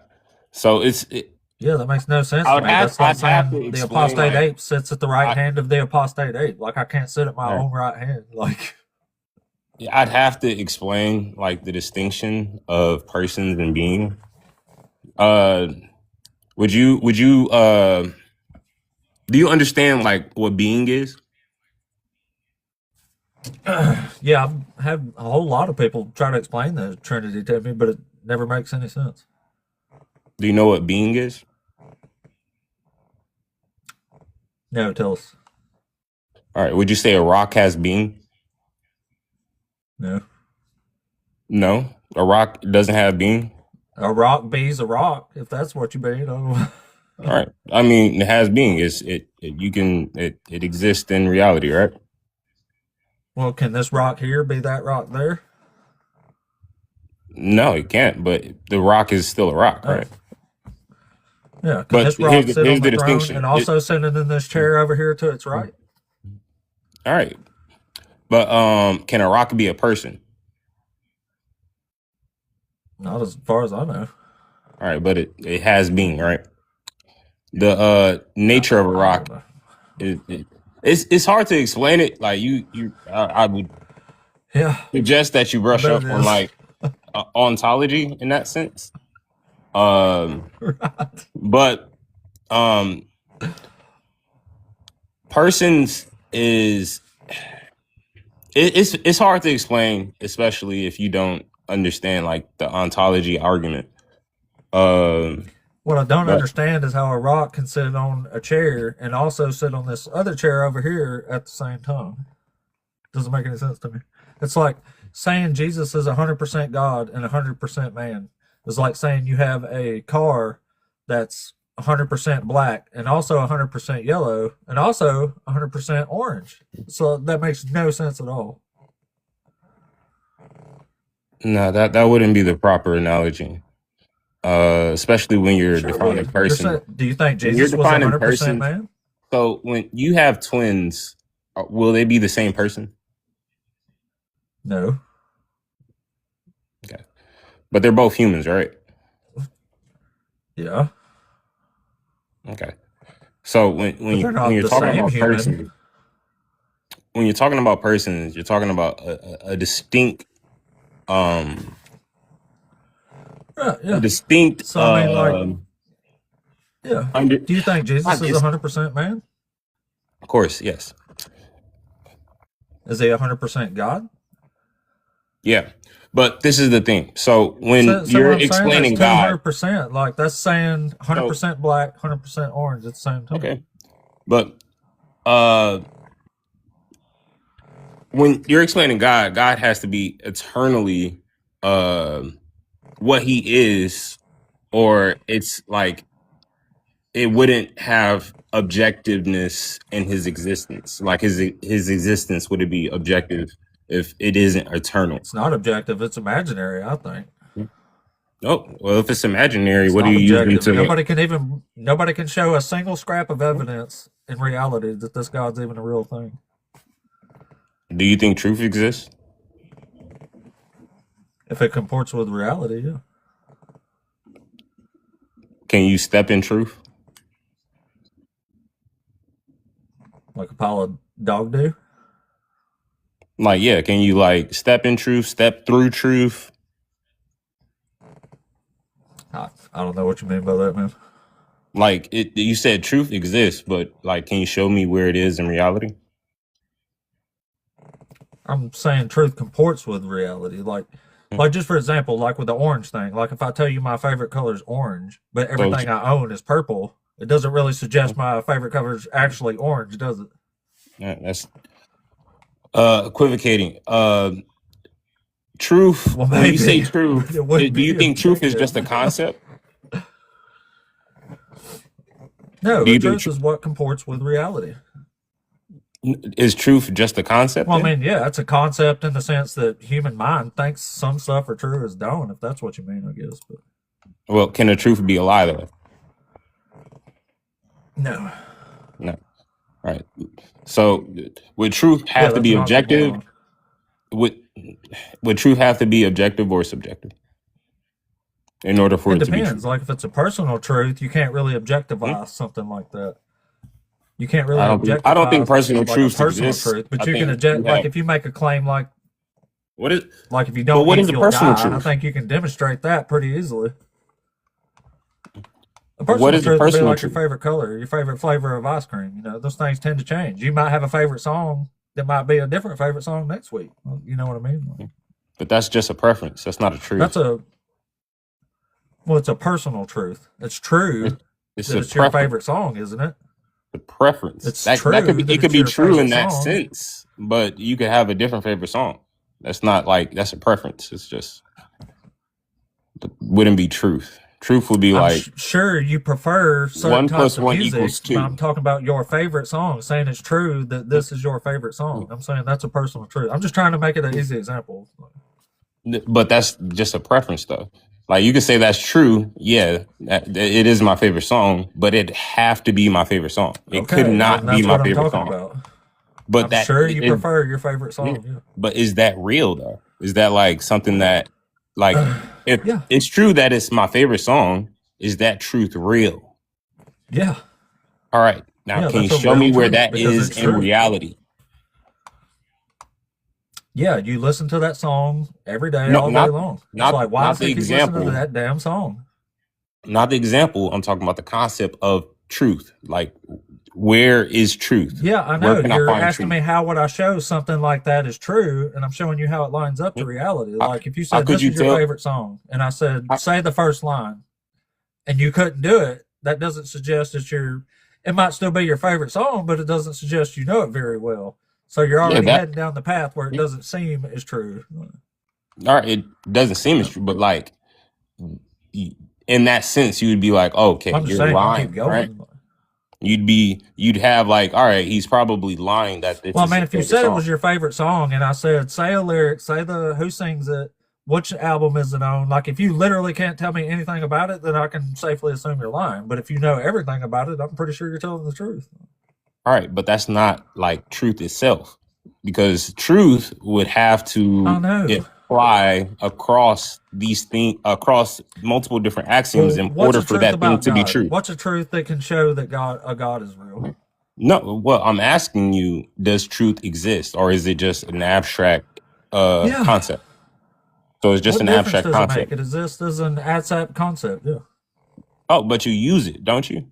You tell the truth, right? Yeah. So use it to get to God. Yeah. Yeah. That's what I'd like to see. Well, I'm telling you, like you already believe in things that you can't see, touch, or feel, and you use it all the time. Like what? Truth. Like what? Truth. Do you tell the truth? A truth isn't a physical thing that you can touch, but you can figure out if something's true or not. Yeah, but is truth real? Like that would be the distinction. Is like, Yeah. yo, I'm using these And things as a that concept, aren't. yes, it is. Yes. But all right. So if it's true if it's true as a concept, what differentiates it from a lie? If it comports with reality, So that's what truth is. It's something that comports with reality. would it have to be truth eternally, or is it just some truth that you can make up on like today is like something It can be is, true at that moment, and if it aligns with reality at that moment, and whatever. If it don't, later. So, do you believe in an eternal truth? That's all I'm asking. Do you believe in something that is true even after you die, even before you were alive? Yeah, there's lots of stuff that's going to be true whether I'm around or not. Okay. So you believe in things that you can't see, touch, or feel. Just like math. Okay, but, so why should I believe in a God? Okay, I'll accept that. So let's believe in things that we can't sense or touch or feel. So why should I believe in God? I mean, that's really up to you. I can't tell you why you should give me believe like a God. good reason. Well, I think you should have a unifying principle. Can't give me like I think God is a good unifying principle for truth. Yeah. For truth, but you can't even show God to be true. That's why it's faith. What are you based, appealing not fact to when based. you say it's just a belief? Like it just means you believe it. It doesn't mean anything's true. Okay. If I was going to believe in God, I could probably pick a way better one than Yahweh anyway, because this one just seems horrible. Okay. Where is a better one? Marduk's better. You said who? Praise Marduk. Marduk? What are his just laws that you're using? This actually goes back to my original question. Well, what Marduk moral standard are you using? Like Marduk would never punish people. Yeah, well, Marduk would never punish people for crimes they didn't commit. There's no instances at all that he does that. He rewards merit and stuff. Like if you do really good, he rewards you, and if you do really bad, he punishes you for that. But he never punishes anybody for what somebody else did. So I mean, just by that standard alone, I think he's a way better God to worship. Oh, what if those people attack the believers of Marduk? What do you mean? What should those people do? The believers of Marduk, or whatever. Which people? Like if they get attacked by some other people. By somebody? Yeah, if they get attacked by some other people, how should they respond? They defend themselves. Okay. What if they get wiped out? And then they're all gone. Oh, Marduk doesn't exist anymore? He probably still exists. They just don't have many followers. But his moral standard is true, right? Everybody should follow it. Sure. Well, I mean, just because some original followers unalived in a battle don't mean I'm not going to follow. I mean, the Israelites lost plenty of battles. Okay. God has infinity to iron. You know that, right? How would Marduk reveal himself to his believers? Or is he just faith? Oh, faith? Faith thing, you know. He would just have faith. Yeah. How would these believers understand that Marduk even wants a relationship with them? He said so in a book. Well, who wrote the book back then? But you know, who wrote the book? Right? Yeah. Some guys that claim Marduk gave them the revelation. Okay, and what would the revelation be? What would the moral standards be? Treat everybody the same. Never murder anybody. Never murder innocent people. That sounds pretty good to me. Oh, so never murder anybody? Yeah. Oh wow! All right. So what if what if a non-believer murdered somebody or murdered somebody's family? What and the sole survivor of that family? What should they do in return? I don't know. They can't get their family back. Maybe on a lot of one that did it. Oh well, glory be to Marduk. Yeah. Well, they could be like, you know, maybe you could bring Jesus into the picture then and say, you know, turn the other cheek. Like if the evildoers demand unalive your family and then demand you carry their coat for a mile, maybe you should carry it too. You brought Jesus into the picture? I'm saying you could add it to it, yeah. Where would that come from? Would that have to be like a promise? What I'm saying is Marduk, like if you unalive the people that unalive your family, that would just be kind of like revenge and justice. But if you bring Jesus into it, it's saying you have to forgive them and No, Like if you they can defend demand a dollar yourself. from you, you have to give them way more. Would Mordok have self-defense laws? Says you can defend yourself, yeah. Yeah. But you But can't what do would that with so Christianity. this Jesus is the says you have to thing. turn It's like the cheek and never resist the evildoer. nah, you can defend yourself. That's a misinterpretation No, you of that. can't. That's not. Just read So it. I can't defend my family. Like say if I like my house is broken in and my wife is getting raped, I can't kill the perpetrator. Concerning retaliation, this is what this is about explicitly. It says, "You have heard that it was said, an eye for an eye and a tooth for a tooth. But I say to you, do not resist an evildoer. But if anyone strikes you on the right cheek, turn the other also. And if anyone wants to sue you and take your shirt, give your coat as well. And if anyone forces you to go 1 mile, go also the 2nd mile. Give to the one who So asked of you, and do not refuse anyone who wants to borrow from you." I thought Hey, you can I liked the borrow $100? context. I thought you liked the I context. did. What's the context of that then? I do. It's concerning retaliation. Yeah, well, it's concerning retaliation in what culture? Yeah. For evil. No, not at all. This is what Jesus said to do. This is the Sermon on the Mount. Yeah. That is a You've brought this up several times already. yeah. No, but what you're not hitting on is that this is a response to the current Jewish culture where smacking somebody on the cheek was seen so as if Jesus was just preaching to them, why do you take any of this serious if it was just meant this for them?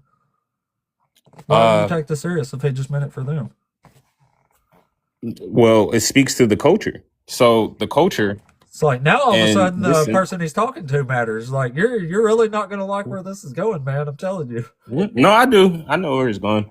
But what you're using, it's not what you're going to using to you. judge the like unjustness, or even in that sense, you would call what he said is fair, right? Or do you think that's unfair? Wait, what are we talking about? Like turn the other cheek, give somebody your coat. Do you think that's just, or do you think I'm that's not doing that? No, if somebody You're not hits doing me, that? I'm probably going to hit them back. So- I'll actually defend myself. What would be the point of him saying that? Which is what Christians do too, but none of y'all actually listen to Jesus. No. What would be the point of him saying that? Well, this is Jesus trying to be like all righteous and stuff, and apparently he's changing the law too, which you're not supposed to do according to God. No, he fulfills the law. I don't know. Maybe this is Jesus trying to be profound and saying don't take revenge, which actually is probably a pretty good thing. I just don't like. I'm defending myself if somebody's striking me is what I'm saying. Like I can forgive somebody for wronging me, even striking me, but like if I'm in immediate danger, I am going to defend myself. Yeah. So is what he said But like if fair, somebody or is sues it me for my unfair? shirt, I'm definitely not giving them more shit either. Is it fair or unfair? What do you mean? Like you just said, like if they smack you on the cheek, Well, turn it's the other unfair. one. If somebody, it's unfair. If somebody hits you, fair would be returning a hit to them. But this says turn them and let them hit you again. You know, That's not fair. I actually think it is fair. I actually think it's charitable, if anything, and in a sense that it speaks more So to you do the that? bigger person. So if I Right. punched you right now, you would turn the other cheek and let me punch you again? Like if you were trying to fight, I would defend myself. Oh, so you wouldn't do what you're arguing for right now? Not, but that's like when somebody smacks you in the face in that culture. What is it? What is it saying? Do you know? And are you just saying this is for this culture at this time? No, it's when he's he speaks in a lot of parables, right? And that has The Sermon on the stories Mount's not a parable. baked. I'm not saying that it is, but even when he's speaking, That's what when we're reading from. he does speak in parables at the Sermon on the Mount. He does speak in parables at the Sermon on the Mount. But Where at? in that instance, when Jesus is talking about certain interactions like these, he's speaking to a bigger like I forget how to say it, but the posture of the heart when you are being wronged, when you are in a state of wrongdoers, people who have, evil intentions, and how to keep your heart pure, or how to keep your posture pure. Sure, but you're confusing me though. So is Jesus talking to these people at this time? Like, is this for them, or is this stuff everybody should follow? So they can understand it in their culture. And if you look at, like, if you look at it from the 21st century culture, I think that's if you look at any part of history that isn't 21st century from the standard of the 21st century, it's just an unfair way to look at history. But when you look at things, or everybody here, he's talking to, like, would you say that you could take it away from Jesus? Let's say we can quote them or us. That's anybody. All I'm asking here. We can quote anybody in history and what they're saying, and you would have to look at their current culture to understand what they're saying better. Sure. So yeah, man. I guess we just have to agree to disagree. It actually is a good talk when I talk to you. I can't sit up here and lie and be like, yo, you have good arguments, and I think like you do push the mold. And I may there's some things that like I do have to brush up on in the Old Testament. So when you bring up certain arguments, it does make me have to go back and look at certain things. So I do have to get going. I got to get my day started. I don't know what time it is for you, but nah, man. Here. You said 10:31? Yeah, no worries though. I appreciate the 9:30. 9:31. Oh, 9:30? Oh, you Central Time. I'm Central. Yeah, I'm on the East Coast. But good talk, man. East side. East side. For sure. Hey man, I'll probably stop by some other time. But it was a great talk. Hopefully I can convince you some other day. Yeah, hopefully. That'd be great. All right. But yeah, come on back, whatever, man. I'll drop you back here. Yeah, we appreciate the convo, buddy. Where we at here? It's been an hour and 42 minutes now.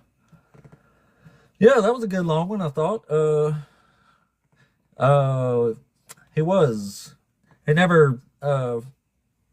He got separated by, he didn't condone slavery. He was one of the people that say it's bad, but then make a bunch of excuses for it, I think. Whereas, other people say it's good and they make excuses for it. But he never, as far as I remember, he never said slavery was cool because God said so. I don't think that was quite a divine command theory thing. But, all right. Oh boy. Let's see here. I got a couple of people in the queue. I don't think Camille. Tuck tag. I don't know what that means.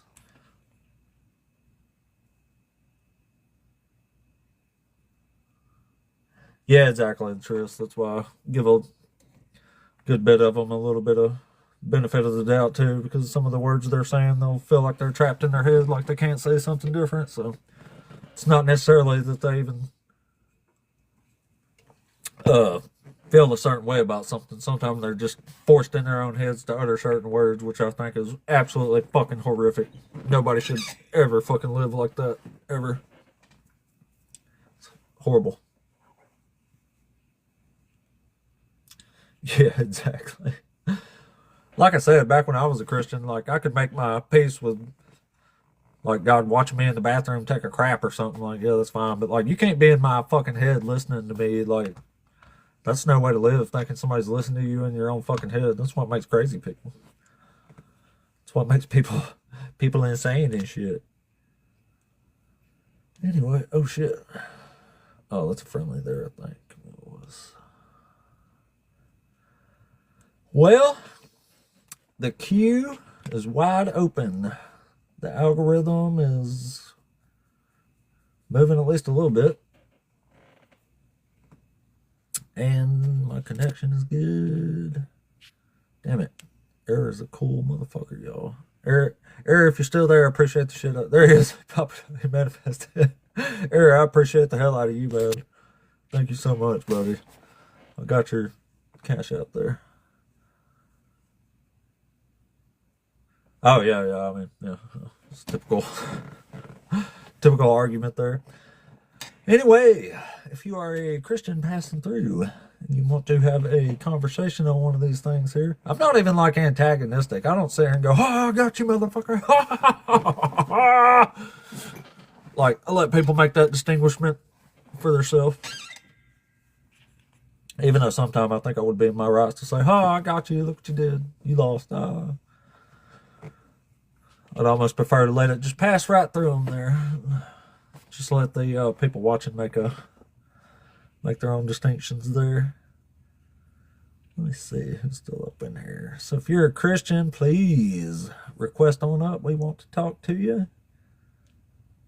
It's always fun, isn't it?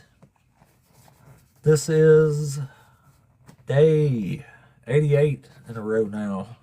Ain't that some shit? Damn it, Trad. Oh shit. Just to say, let's see here. 1 second. Oh crap, I don't know what's happening.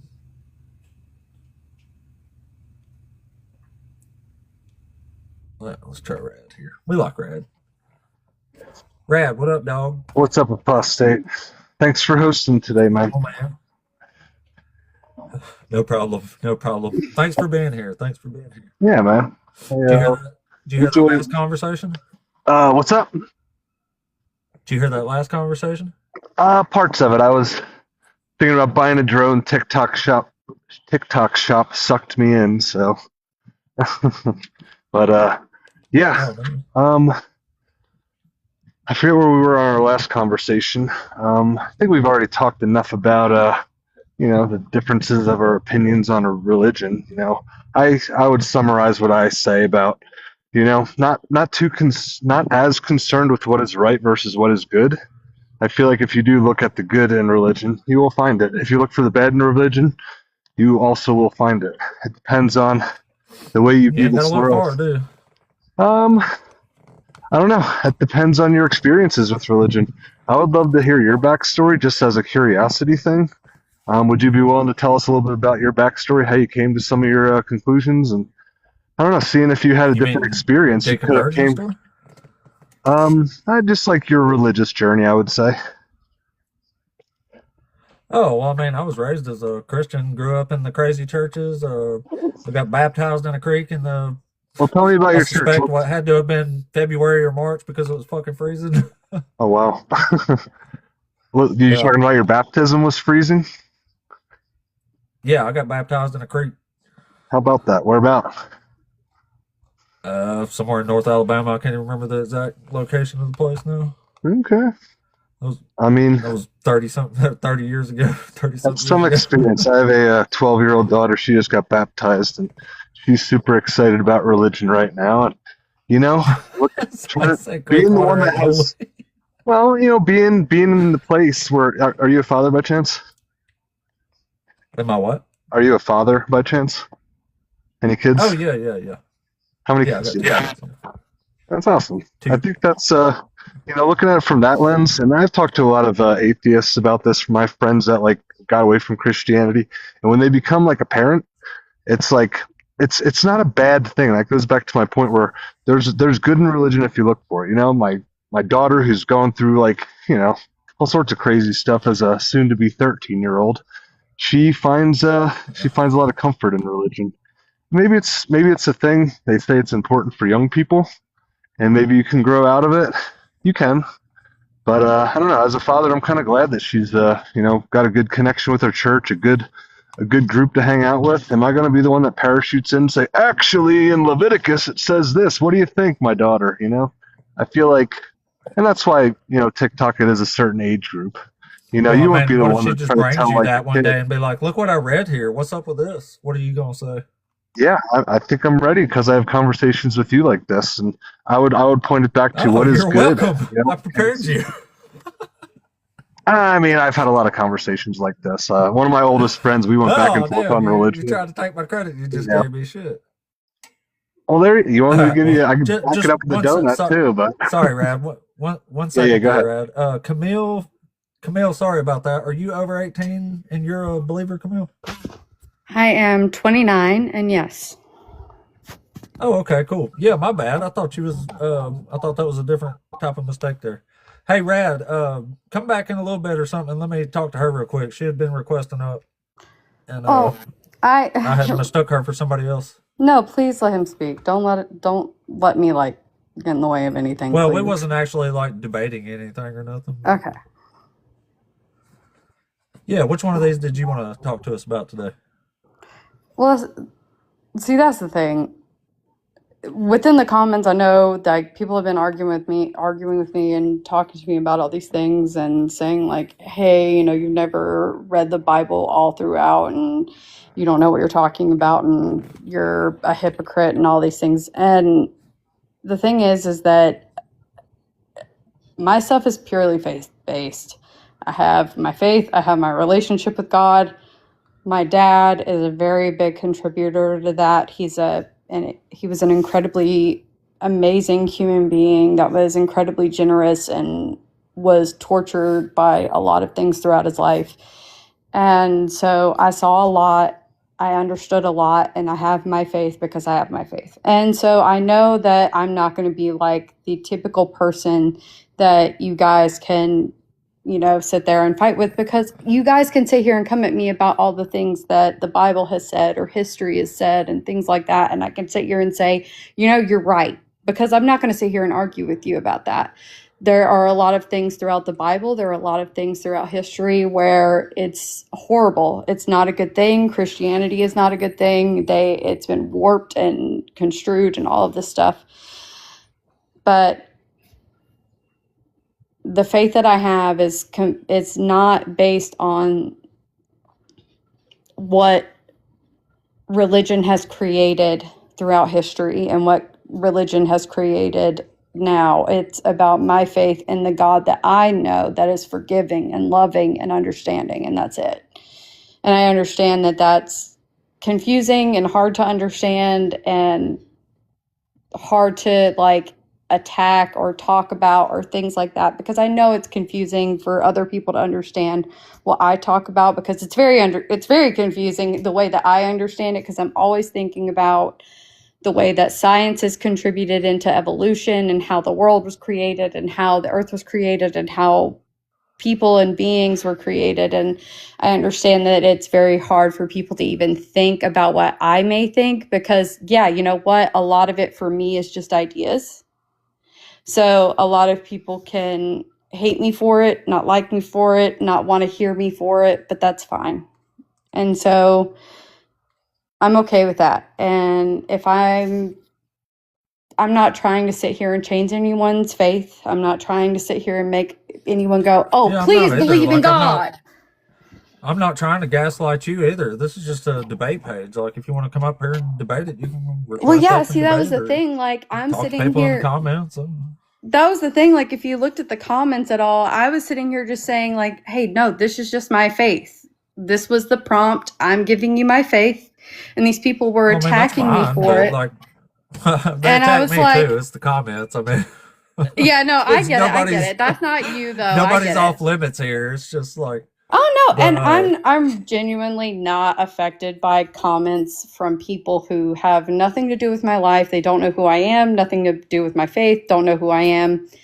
And so I understand that I'm not going to be.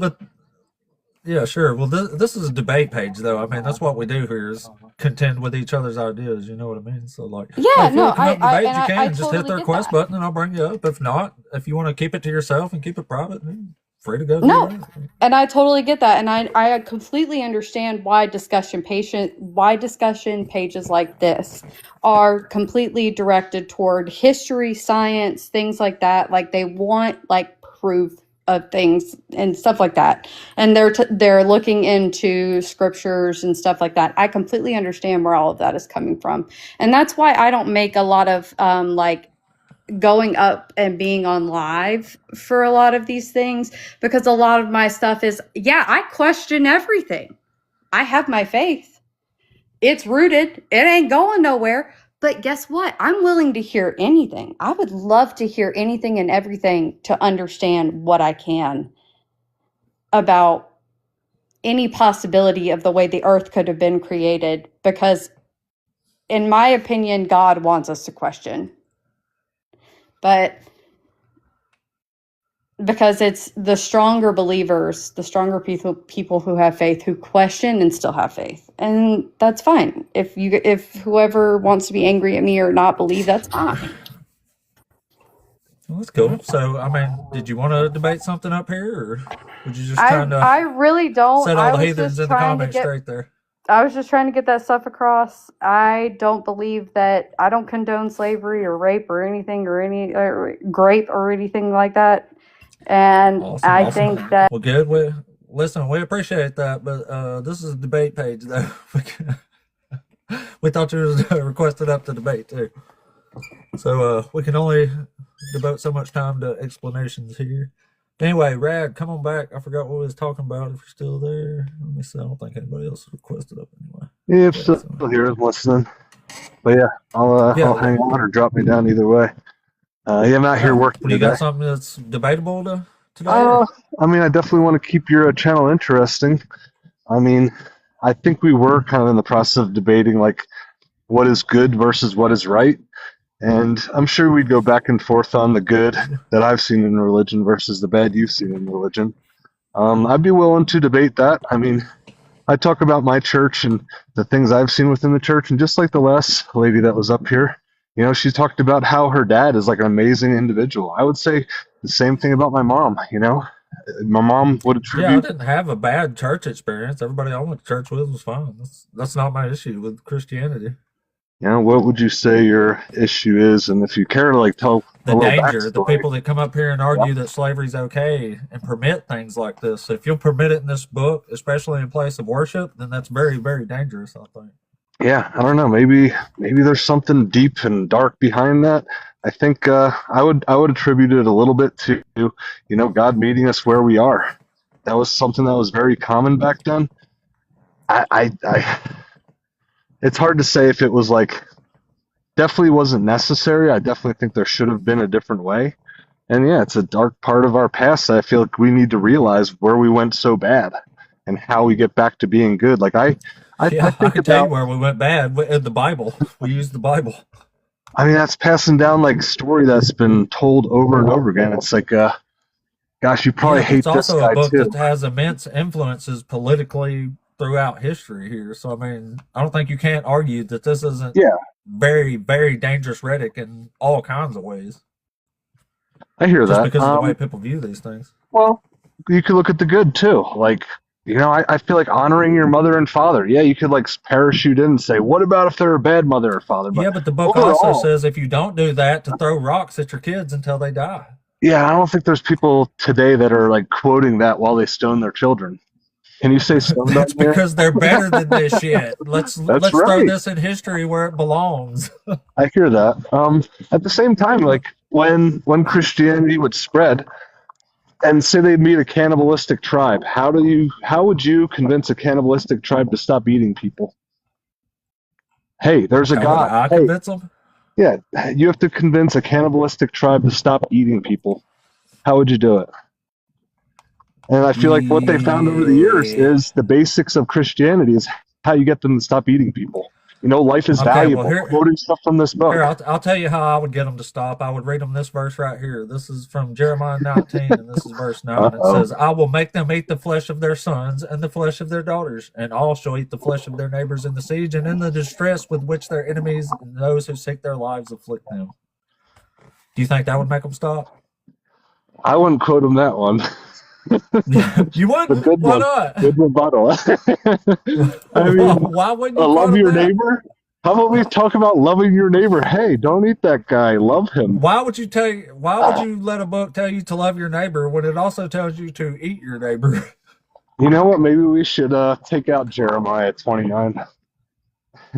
But I think that was That's changing the word. You can't do that. Oh, they've done that so many times. Dude, that was the biggest blasphemy I've ever heard from a Christian mouth on this live. Well, hold on a second. What are you claiming now?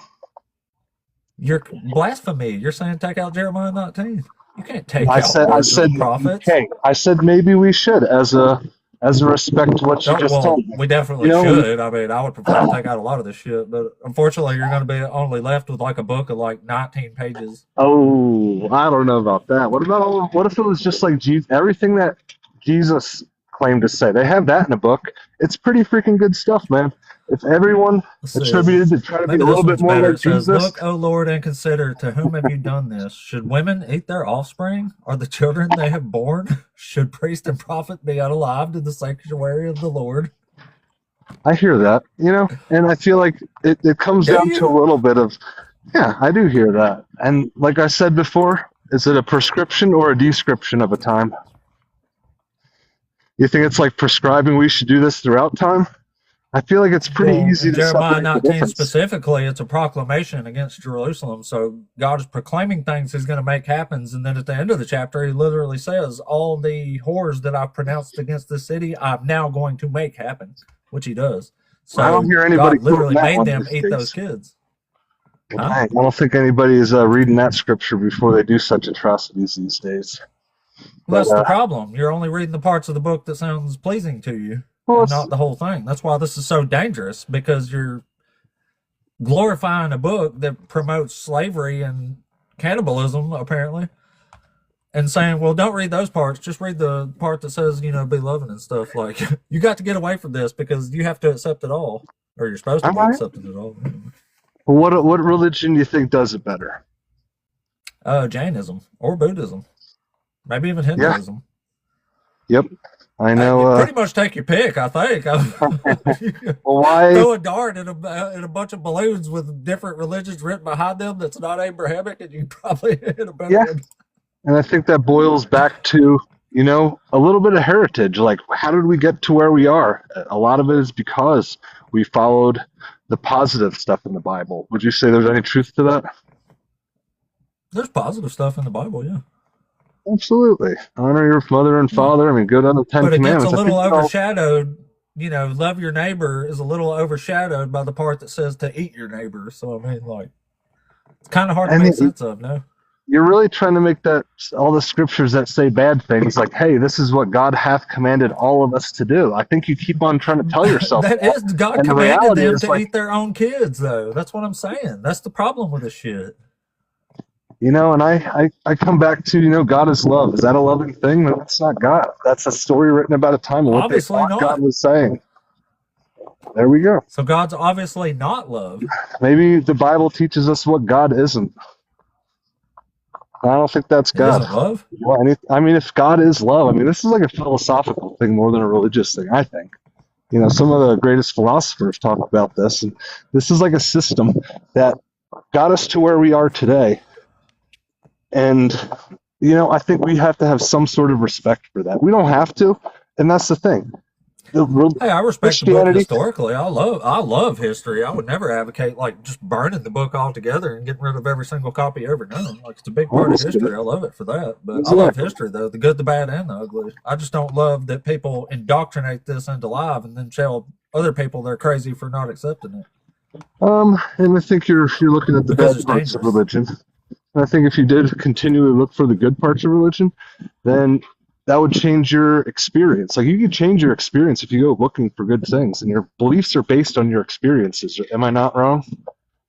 I can find good stuff in the book if I want to. Well, the good stuff in people that, like, not necessarily are like zealots to the religion or do the bad stuff in the religion, but the people that truly love their neighbor. I like people just fine. There's people that I don't like too, though. So, even the people that I don't like, though, I would like to, have them come here and listen to some logic and reason on these things and maybe change their position. No, I hear that, and I think that is important. If everybody agreed, then we wouldn't have anything to talk about. So, and I appreciate the the calm demeanor. I can't have these conversations with, the red versus the blue team out there on TikTok. So this is a cool place to chill out. Yeah, I couldn't do politics, and I would be one of those yelling motherfuckers. I would sleep with one eye open every night. There's too much craziness going on with it. Yeah, that's wild. Those people who debate politics right now, they deserve some sort of fucking medal. That's what I say. It's unreal. I come into your channel, I'm like, hey, thank you for hosting. I go into their lives, I'm like, hey, thank you for hosting here. It's that's something. I appreciate people's passion. Sometimes I wish we could redirect the passion towards something more productive, but I don't know. For some reason, I come here. Right. Hold on a sec. Yeah. Staying warm? Oh, yeah, I'm staying warm. Doing a little electrical infrastructure today. But, electrical infrastructure? I bet you make a good living. Yeah, it's like, where the sidewalks are, you see the little electric caps. Hey, sorry, Rad. Genesis, are you there? Hi, yes. Hey, you're over 18 and you're a believer? Yeah, I'm 20. And you're a believer? I sure am. Cool. Let me drop Rad here. I think he was about to go anyway. Rad, thanks for coming up, buddy. I'll move you back here, but always a pleasure. He's a nice feller. Hello, Miss Jerry. Almost said Gabby. Hello. Hello. Well, Genesis, which one of these topics do you want to talk at us about today? I think the topic that I'm speaking about kind of covers all of it, and really just the argument is like free will. Like the Lord gives us free will.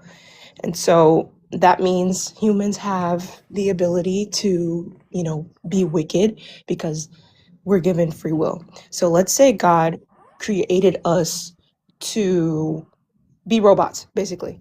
So let's say he created us all the exact same, to choose him every single time and just, completely be robots. But what he did was give us free will so that we weren't forced to do anything that we don't want to do.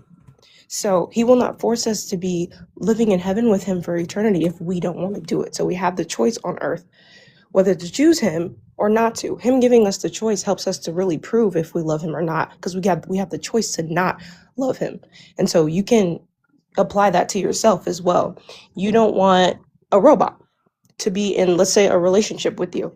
You want to give them the choice not to love you, because it really shows that they do if they choose to, even having the choice not to. You know what I'm saying? So, slavery, first of all, slavery was different in biblical times than you may think. Slavery in this world, it's very cruel. But even in the Bible, it says obey your masters, but also, he speaks to the masters as well, to be loving to, the servants. So it was a servant and master kind of relationship, but it wasn't as like toxic as it is in this world. But yeah, even though slavery hurts the Lord just as much as it hurts us. Slavery hurts. Then why did he permit it? He can allow free will. He's not going to impede on our free will. That's the thing. Now, when God don't like something, he says, don't do it. He won't impede on our free will, though. So, he has justice. Yeah, but he imposes consequences when you use your free will. 100%. And that's the part that I'm saying. Yeah, that's actually not free will. At the end, we have to hold and take accountability of everything. We have to make an account of everything, every choice that we make on earth. So they will be held accountable. Everyone will be held accountable. Do you think free will is the same thing as free choice?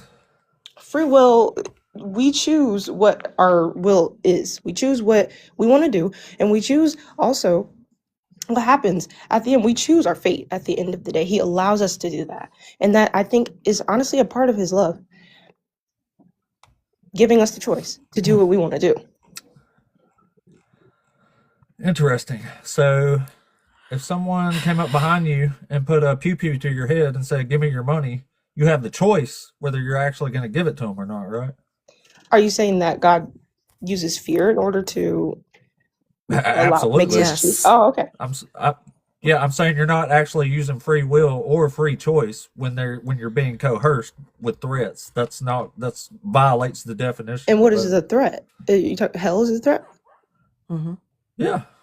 Well, that, and he makes them eat their own kids. He has women raped. He has babies bashed to pieces. Like, this clearly, if you use your free will wrong, God gets really, really mad. Well, I think hell is something, again, we choose our fate. At the end of the day, let's use real life. Okay, well, I choose not to burn.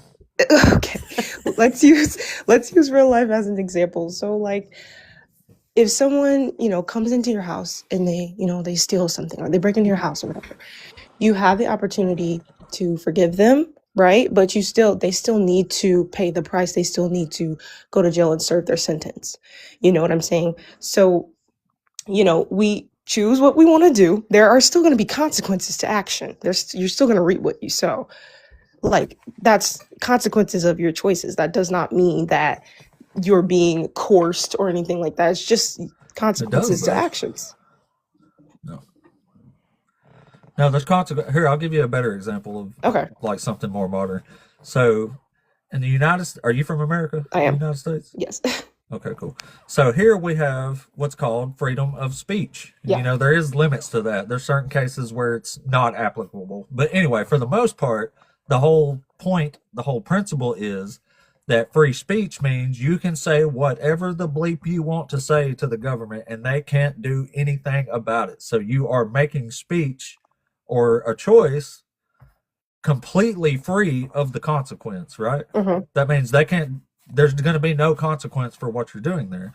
That's what free will is. In the same aspect that God gives you free will, it would only be considered free will by definition if you wasn't being coerced by a choice. So if you go to other gods, then people are going to throw rocks at you till you unalive, or you're going to burn forever if you steal a candy bar. Like, this is all clear coercion to the bad side, to the negative, to harm. So it's influencing the decision being made, which renders it not a free decision or will or choice, whatever you want to call it. So what do you believe the difference is when you say free will and free choice? What do you believe the difference of that is? Well, when it's free of the consequence, which basically makes it impossible in reality because there's going to be a consequence to every choice. But if it's not at the time, it's still considered a free choice. It's like I was saying, if somebody sticks a pew-pew to your head and says, give me my money or give me your money, then you might have the choice not to hand it to him. Like, you can say, no, I'm not giving it to you, but you're under coercion. You know what I mean? Like, if you don't give it to him, you're going to be unalived. I understand what you're saying. Genesis? Yes. Have you ever heard the term unconditional love? Yes, I have heard that. I know what it is. So if it has a condition on it, then it's not real love. I see what you're saying there as well. It's called possessive love. And you seem like you're really trying to understand this. And me too. I mean, I feel like we're all on the same page. We're all trying to figure this world out. But people that had other people as possessions had a responsibility in society to do the right thing. Their responsibility today should not be explained away by saying, well, that's just how they did it back then. That is the problem with our thinking, with the church reaction, the churches or any Christian's reaction to anything that was so inhumane. Their reaction is, well, that's just how they did it back then.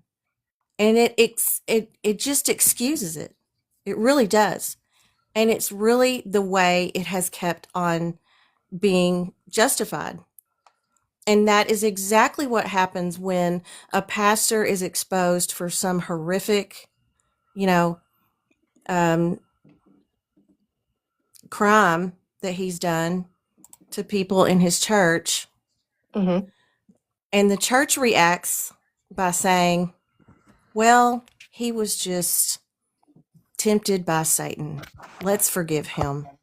Instead of holding him to the carpet and actually making him accountable, they just write it off. It was in the newspaper, in the Dallas Morning News, on the last pastor, that the whole congregation got together and made a statement for the paper. Okay.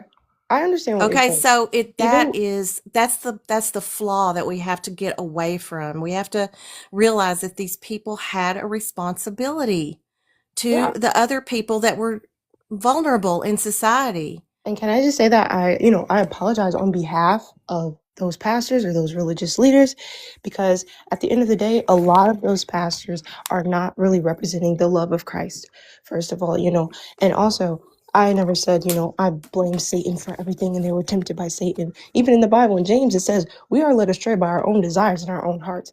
So not everything is the devil. Sometimes you just are dealing with the consequences of your poor actions. And like I said, well, here, this is interesting enough. Let me read this real quick. Merriam-Webster gives two definitions of free will. The first one is voluntary choice or decision. That means you're voluntarily making a choice. I mean, if you're being forced to make the choice, then it's not free will. The second one is freedom of humans to make choices that are not determined by prior causes or by divine intervention. Yeah. Okay. So, like, how are you being forced though? Because if you're given, you can that's go. your only two decisions, right? You have to pick. You can go rob a bank. You picking God or you picking burning? You can go rob a bank if you really need money, right? But there is a consequence. I'm talking about between God and heaven and hell. You have to make that decision in your life. 100%. And that there is a negative consequence in the end. But honestly, the reason that some people don't want to listen to that is because they feel that they have time. So they're like, okay, I can do what I want to do, in this earth right now, because the thing is the consequence is delayed. So it's like, okay, it's at the end of time. So people think that they can do whatever they want to do. And then in the end, they'll be like, okay, well, I can just, serve God later, or I can come to Christ later because I have time. And I think that's the thing, is because the consequence is delayed. It's different than, okay, right now, this is your choice right now. Well, man, why do you imagine anybody would want to choose to burn for eternity rather than picking this all-loving, all-knowing God who loves and protects you? Like, who would make that decision? Why would somebody ever consider burning over this? He allows you to choose. That's it. He allows you to choose. So you choose. I'm saying, but why would somebody choose the latter, though? Because they did not want to serve the Lord. Like, it's as simple as that.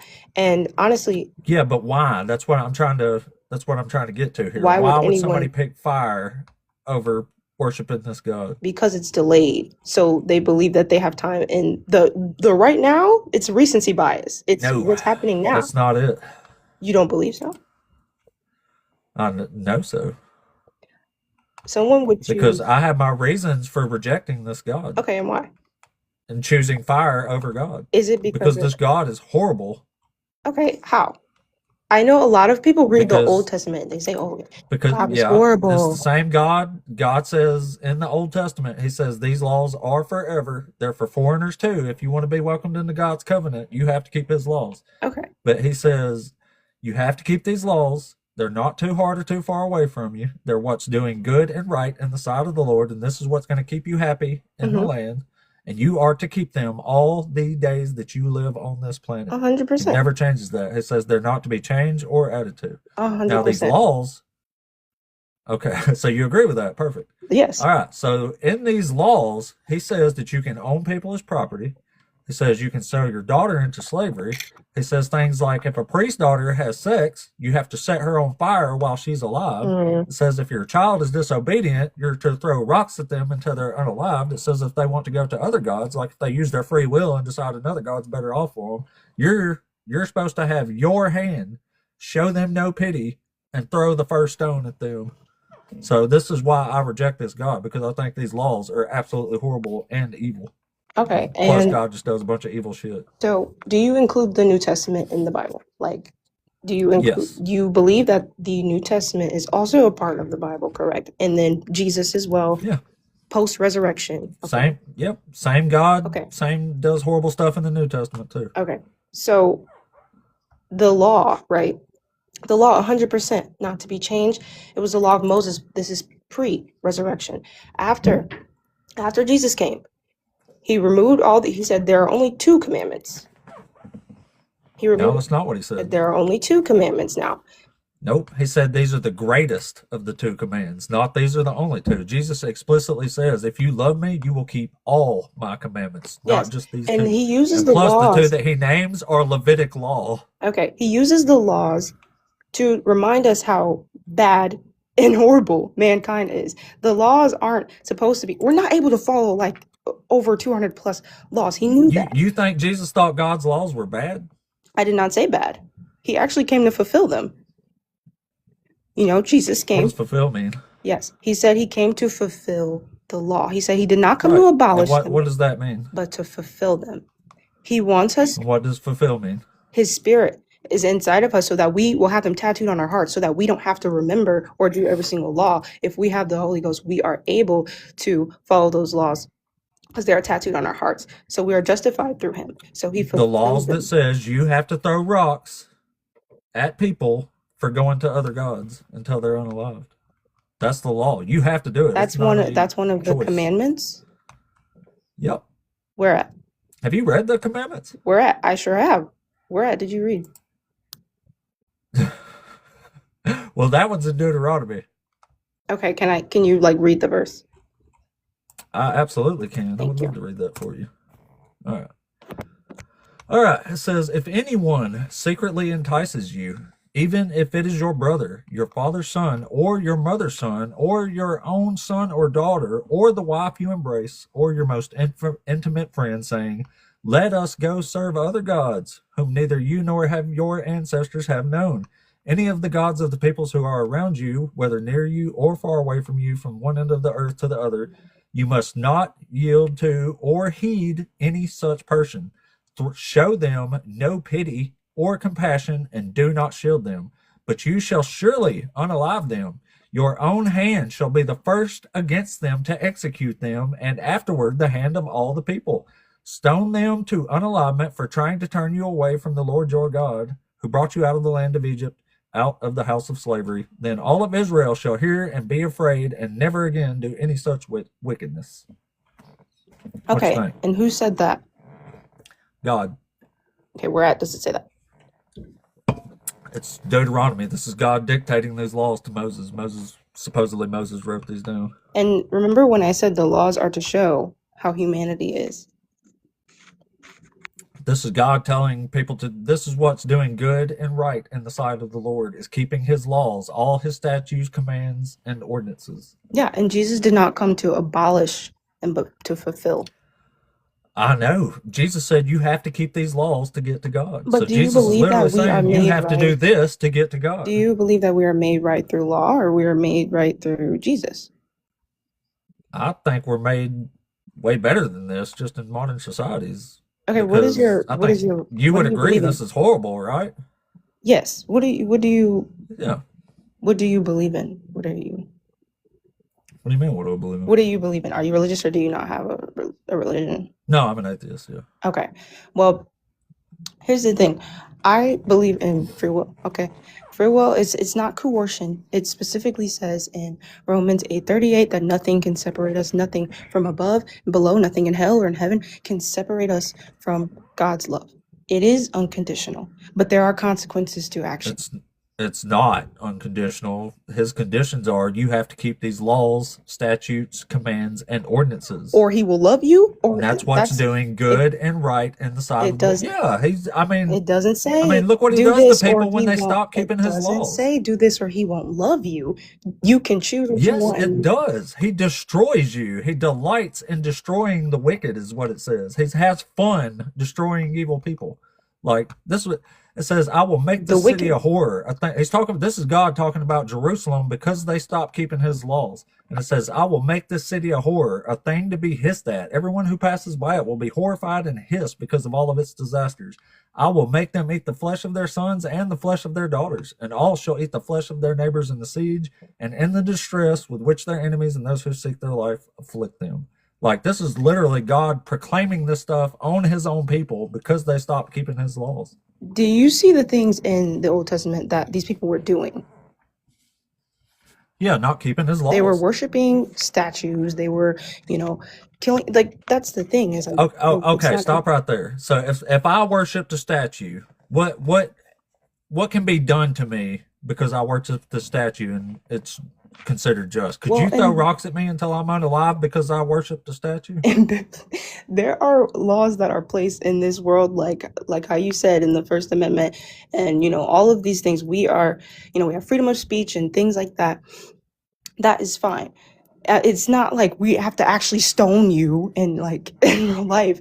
According to the Bible, you do. It's not an option. You have to purge the evil from among you, or God's going to make you eat your own kids. Purge the evil from among you. Do you know what that means?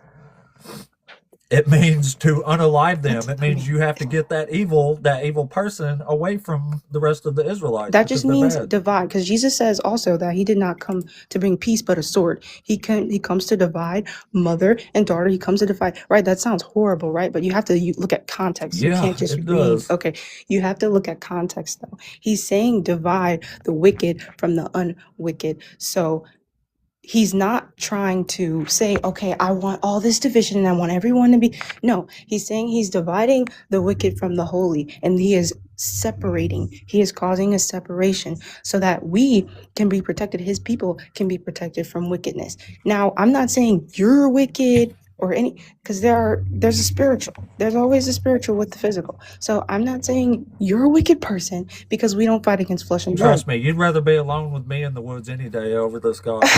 Okay. You're going to be in way, way better hands with me. Trust me.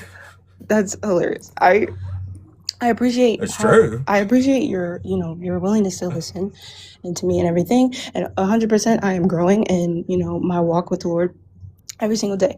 But I just want to say that Jesus is God, and God shows his love through Jesus. Okay, so Jesus. But Genesis, he's trying to show you that it's not real love. Okay, and what is real love? It is love. Real love is unconditional.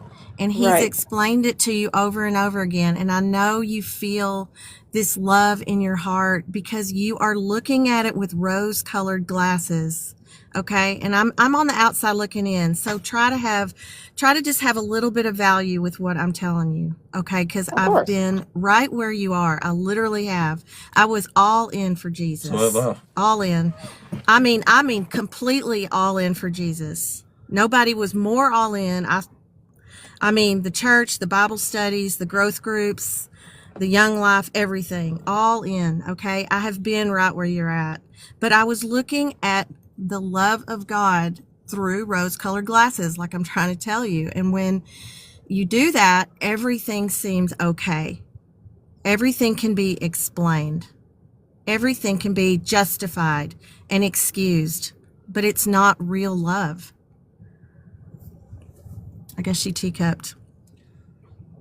I mean, if it is love, it's one of those, like, I love you, and that's why I have to kill you now type loves.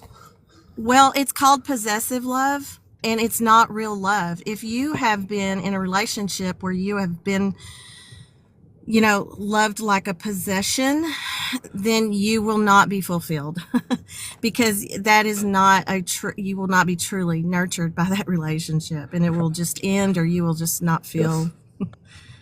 I understand. Yes, I love you. That's why I have to make you eat your kids now. Where does it say? So, but you're worthy of the kind of love that we're talking about. Read it, Jeremiah 19. He did that to the Israelites, his own people. It says, I will make them eat the flesh. I'm literally reading it right now. Verse 9 in Jeremiah chapter 19. It says, I will make them eat the flesh of their sons and the flesh of their daughters, and all shall eat the flesh of their neighbors in the siege. And then if you go down here to the bottom in verse 15, it says, thus says the Lord of hosts, the God of Israel, I am now bringing upon this city and upon all its towns all the disaster that I have pronounced against it, because they have stiffened their necks, refusing to hear my words. So, yeah, I mean, it's literally God saying, I'm going to make them do this, and then he makes them do it, literally. If you're refusing to listen, like, there's always a consequence to action. Like, that's to eat your kids. There's always a consequence to action. Genesis, does somebody deserve to eat their children because they worshipped an idol? I'm not going to speak on the eating children, but well, that's what that's not right. Like this, yes, can't even.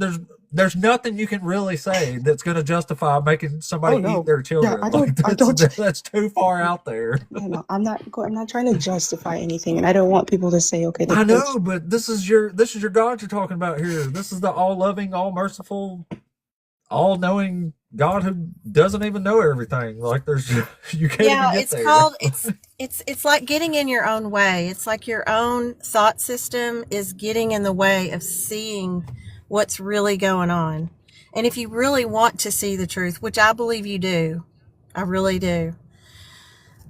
I think that that's what's happening is your philosophy and your thought process is just getting in your way. You're putting an obstacle in the way of actually seeing the truth. I see what you're saying. I completely see what you both are saying, and I'm here to learn just as much as everyone in here is here to learn. But yeah, like I see what you're saying. What I was trying to get across to you guys is that unconditional love is still unconditional love. Like he never said he's going to stop loving you, but you will reap what you sow at the end of the day. But that does not mean he's going to stop. You will eat your children's if you don't do what I done told you. He does not stop loving. That's what we're trying to get you to understand. Like you can't say this is all love and all mercy if eating your own children is a consequence of not doing that. Like even when it you can't said, be right. Like hate your mother and hate your child and stuff like that. In that verse, he says, in comparison to me, hate your children and hate your brother. That just means he's using hate as a comparison word, meaning they should be second it's saying to he's him. at the top of the ladder. Yeah. Yes. So that love me more than anybody. Because he created us. Like you should love the person that created you. Like yeah, but there's problems all over this stuff. Like literally every description of a Messiah from the Old Testament says the one who comes, this Messiah, he's going to be the one of peace. He's going to bring peace to the entire world. Also judgment. Jesus shows up and says, I did not come to bring peace. Like, hello, like this is not the same guy. The peace is being free from wickedness. That is the peace. There's separation. No, peace is the absence of war. This is all war rhetoric. Able to see the truth, like literally. Sorry, I didn't mean to interrupt. No, what did you say? The peace is being able to decipher what is true, and your gut and your own logic, your own brain is capable of doing that. Okay, you don't need anything on the outside of you to do that. You can look around and see in our society that certain things are wrong without something on the outside telling you that it's wrong.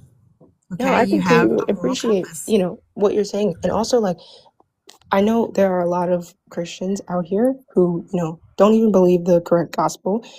They believe in heresy. They believe that they're better than everyone else because they follow religious law rather than following Jesus and the Holy Spirit.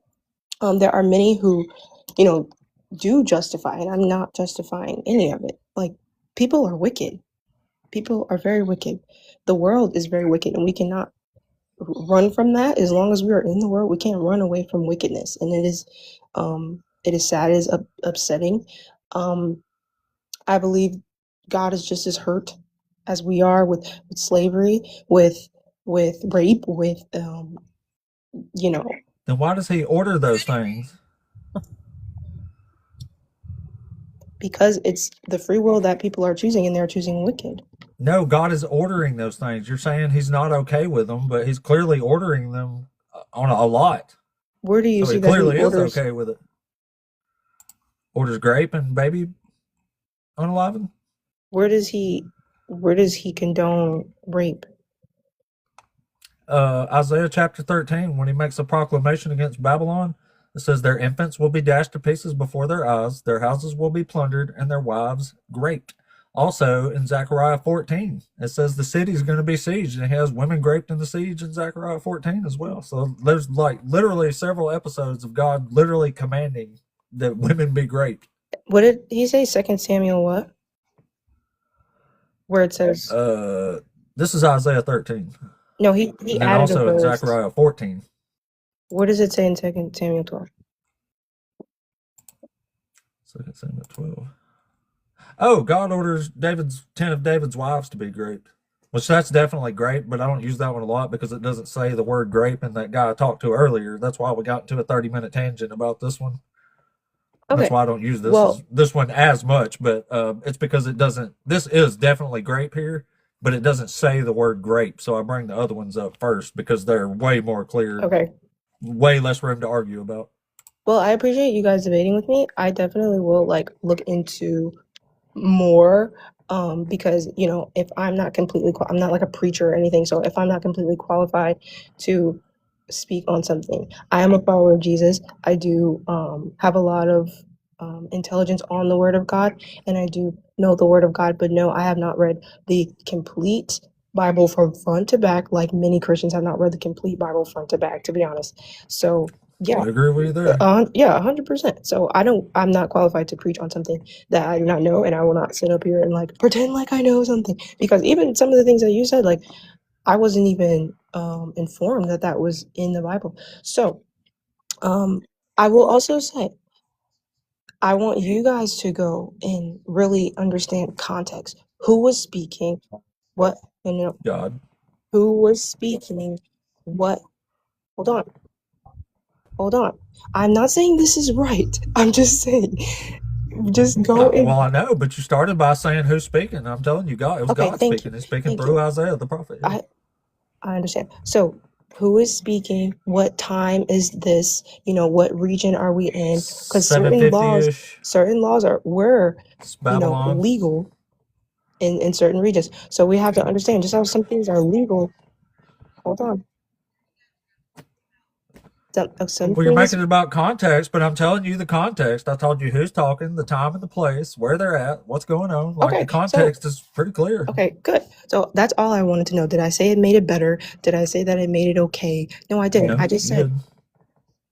Win for that. W for that. I'm not soft. I just said. No, I will. You guys didn't let me finish, and I don't really appreciate that. With me, I will also. I don't know what's happening. Something. I think it's skipping out. I'm not sure. I will also check context as well on my end, and especially in the New Testament, because I quoted some things in the New Testament as well. So I'll make sure I look at context, and I want you guys to look at context. I'm not saying it makes it better. Thank you. Oh, that's Mac. I think it's Mac. I can barely hear him. Can you hear him, Jerry? Pretty quiet, but I can kind of hear him. That seemed really quiet to me. I wonder what's. That's better. Mac, say something for me. As I said, just. You there, Mac? Yeah, I can hear you. What? I can't hear anything. Okay, he's going to rejoin. And he said he's going to go out and rejoin. Not saying that context makes anything better or makes anything okay, but just both looking at context and making sure that everything is correct. Hey, can you hear me? Yeah, much better. Cool. There we go. Cool. Okay. I can hear you. Well, I could hear that's all I could hear. Is this clear now? Yeah, that's perfect. Okay. Yeah, if you were Genesis, did you hear what he was saying? Yeah, I heard what he was saying. He was just saying that I was lying and things like that. But I just would like you to hear me out. That's all. Yeah, you misquoted a verse. I don't know if it was intentional on your part or not, but that Jesus didn't say anything about in comparison to me in Luke 14:26. It says in comparison. I don't know what translation you're reading, but the translation that I'm reading, it does say in comparison to. I pulled up about 65 different English language translations of that verse. Go to NLT real quick and read it again. Also, yeah, guys, so just context. That's all I'm saying. Not saying that you guys, are wrong. Yeah, that's why you have a bad translation, by the way. Because those. Now I have a bad translation. Yeah, those words aren't there. Yes, you do. You do have a bad translation. The words aren't there. Okay, so you can look at this in the Greek and you see the words aren't there. What is the word used? What does he say in Greek? It's a rhetorical question. I know you don't know this. The word is miseo, and it means to hate, or to be hated, or to pursue with hatred.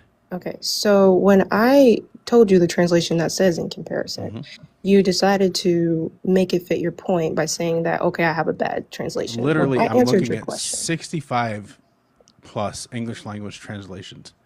I give you one. There is one. And now it's a bad translation. NLT. Yeah. Ain't this the JW's Bible? No, that's the New World Translation. Yeah, New World, yeah. All right. All right. So a large crowd was following Jesus. He turned around and said to them, "If you want to be my disciple, you must, by comparison, hate everyone else." Thank you. I mean, I don't even. Well, it does say those words, but I don't even think that's necessarily saying something different. It's just saying it with different words. It's just saying that he is at the top, and it's those also should softening be it. That's what I think he means in all the other ones too. I mean, Yeah, it does soften it. Yeah, I'll give it because that. But I mean, they have I still feel words. like it's saying the same thing, though. No, see that the New Living is one of the really particularly bad ones. Like NIV's got some rough spots. It's not nearly as NIV. bad. Yeah, I don't read NIV. I have an ESV, I have KJV, and I have NLT. So the Bible that I was specifically opening and reading happened to be the NLT because it was closest to me. However, yes, there are other translations where it does not say in comparison. Yeah, it's called 98+% of them. Okie dokie. So I gave you a translation. I can't think of a single one that says that. Besides this one, I'm just saying that for the first time. Yeah. Are you guys all atheists? That's translation shopping. Yes. Okay. Yeah. So, what sin would a slave owner be committing? ESV says. What sin would a slave owner be committing? By owning a slave. Having a slave was not the sin. It was how they were treating them. Okay, so what sin would a slave owner be committing by beating the shit out of his slave? Okay, then there's violence, there's anger. That's the sin, anger. No, he can do it. It's his property. But who said that? Exodus 21. It said that they can hit them and they can. Yeah, they can beat their slave as long as the slave doesn't die within a day or two, because it is his property. He will not be punished. Yeah. Where does it say that again? Can you? Exodus 21, verse 20 through 21.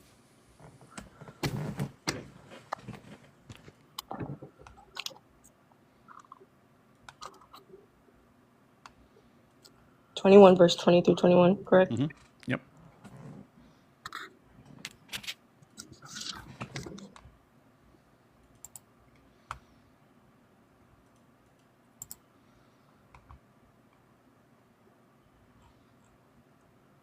Yeah. So even the NLT get this one right. That's good. I was sitting there thinking about that. Like, I'm not even sure. I guess it does soften it, but I'm not so sure it does. I mean, I have multiple translations, so I'm not only saying do so much, right? I'm not saying that is the perfect translation, but I have ESV right here, and then I have NLT, and I also have KJV. Definitely the first time I've seen those extra words in that verse, though. Mm-hmm. But I mean, in comparison to me, hate everybody. Like, to me, that doesn't make it sound much better at all. With a rod and the slave dies under his hand, he shall be avenged. But if the slave survives a day or two, he is not to be avenged, for the slave is his money. Mm-hmm. Right. So you could beat the living shit out of your slave, as long as the slave doesn't die immediately. Right. If your slave dies, let's say, I don't know, gets an infection from the beating and dies from it like 5 days later, you're still fine. No punishment. If you beat the shit out of your slave and they don't die ever, you're still fine. No punishment. If you knock out their eye or their tooth, you have to let them go, but you are not punished. Yeah, I've had my ass kicked so bad it took me like 4 months to get back to normal. And I still didn't die. Sorry, I mean, that was a severe beating that I took, though. I'm just reading on. Oh my gosh. Exodus. Was it your fault? I was a cage fighter. You must have done. Okay. Oh no, that's not right. Yeah, that's the thing. It's like I'm not like one of the Christians who are just gonna I know you're talking to her about getting beat is okay. No, I was talking to you. Yeah, but also owning a slave in the first place is not okay. You got in the cage, Jake. You got in the cage. I mean, do you think slavery? Yeah, I did. It was okay. Bad decision. What did you say? Hindsight's 2020. I said, do you think slavery is okay? Not in the way that it is currently. No, I don't. What is the difference? I think it was, the slave and the owner relationship is different than it was now. Is there a good kind of slavery? No, I don't. Not saying that. It's the good kind of slavery. Right, but what is it? That's what we do in the Bible. But what is the difference? Because I feel like you're kind of kind of guessing here. What is the difference between? Not exactly guessing, but I am saying that like as violent and like it was there was a prejudice to it. There's a prejudice to it now than it was like it was more like there was absolutely a prejudice.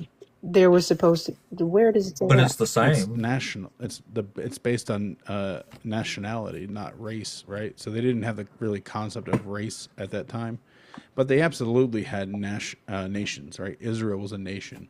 And do you believe that it was based on that? The slavery was based on that? Literally, yes. Yeah. Yeah. Where did it say that? So when God tells them in Leviticus 25 that you can have indentured servants among your fellow Hebrews, but for the slaves that you can have, right, it's from the nations around you that you may acquire your slaves. Okay. Right, so that means the nations around you are some translations say pagans, some say heathens. Well, the bottom line is not Israelites, right? And so this says these ones you may treat as slaves. You can own them as your possession for life, pass them down to your children as an inheritance after you die. You can treat them harshly in comparison to the Israelites. You're not supposed to treat your fellow Hebrew with rigor, right? And what else? Oh, you can buy the children of the resident aliens living among you. So people from other nations who are living in Israel, you can buy their children as slaves, and they'll be lifetime slaves, chattel slaves. They'll never be set free, ever. Yeah, here's a really good example Under God's law. of how they look at the rest of the world too. This is what God tells them about warfare. He says, when you draw near to a town to fight against it, offer it terms of peace. If it accepts your terms of peace and surrenders to you, then all the people in it shall serve you as forced labor. But if it does not accept your terms of peace and makes war against you, then you shall besiege it. And when the Lord your God gives it into your hand, you shall put all its males to the sword.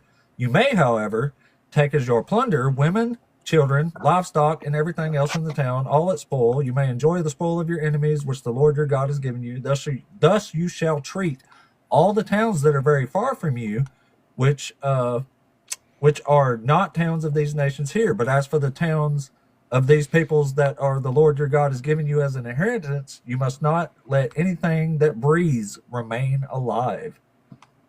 Okay, thank you guys. They're saying if there's towns even close, then you have to kill everything there. And I'm open to learning. Like I said, I'm open to learning. I'm not going to just say that stuff is okay because, I mean, as I'm reading it, it's clearly not. 100%. Yeah, as I'm reading it, I'm like, okay, I see where you guys are saying here. I'm here to get an understanding. I'm not here to, again, justify anything. I think, it's just a learning experience, more to learn and more to read and more to understand.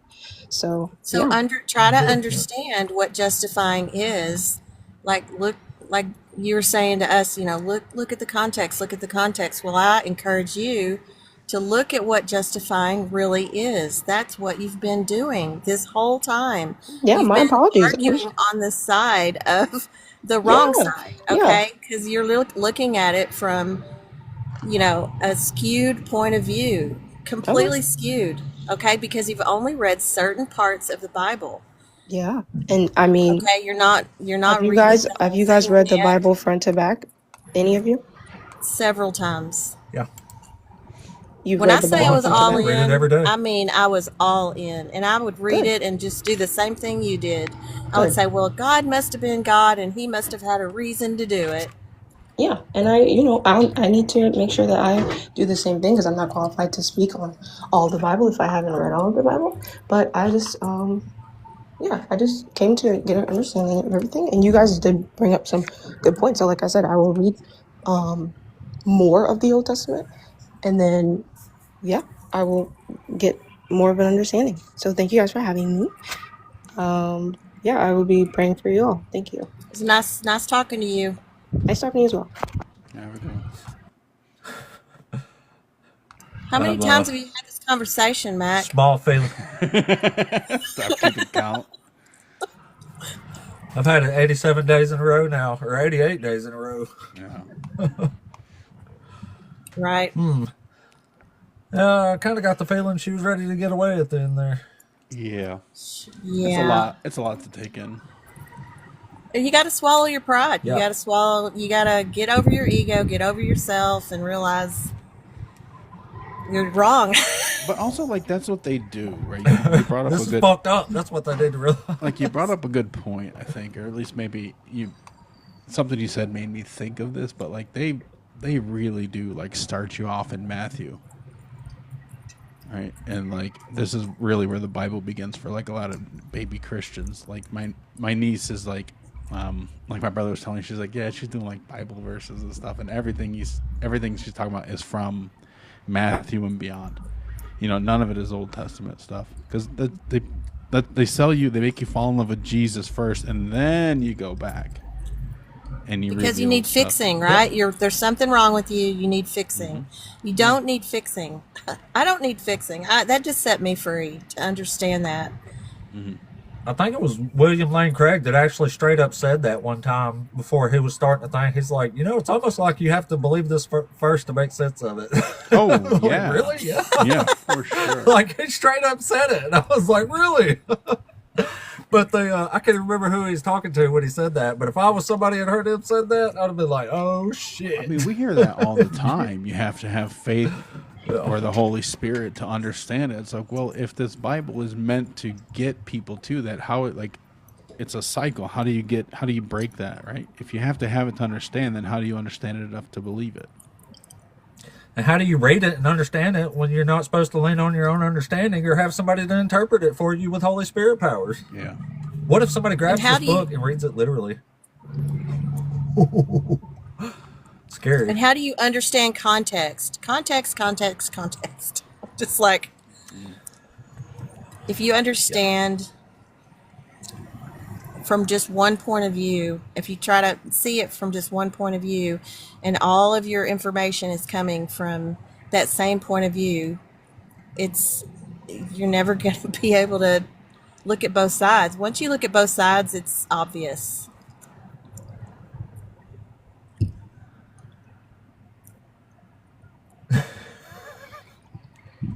People say weird things. Anyway, I'm going to try to bring up the next one here. Still got 20 or 30 minutes. So. I have to drop off. You better drop me off so it won't mess up your algorithm, but got to go see my daughter. All righty. We'll have fun, Miss Jerry. We Thanks for having me up. I appreciate you and Mac. Yeah, it was good seeing you. Yeah, no problem. Thanks for coming. I got you. All right. I think this person might still be here. Let's see if Chase is still here. I think they are. Chase, are you there? Or wait, it's still loading now? Oh, yeah, what's up? How y'all doing today? Are you doing good? Are you over 18? Yep. Awesome. Are you one of the Christians? Yeah. Cool. So which one of these topics you want to talk about? Or did you hear us? You got something to add to something you heard already? I was having a hard time with understanding my taxes this year. So this is just gonna be like a weird little troll thing, or? No, actually, no.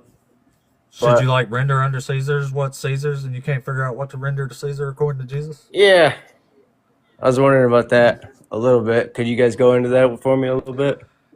Yeah, just give 10%. Just give 10%. Cover you according to the Bible. Yeah, try that. That's not. I've paid a lot more than 10% in taxes this year. I'll tell you that.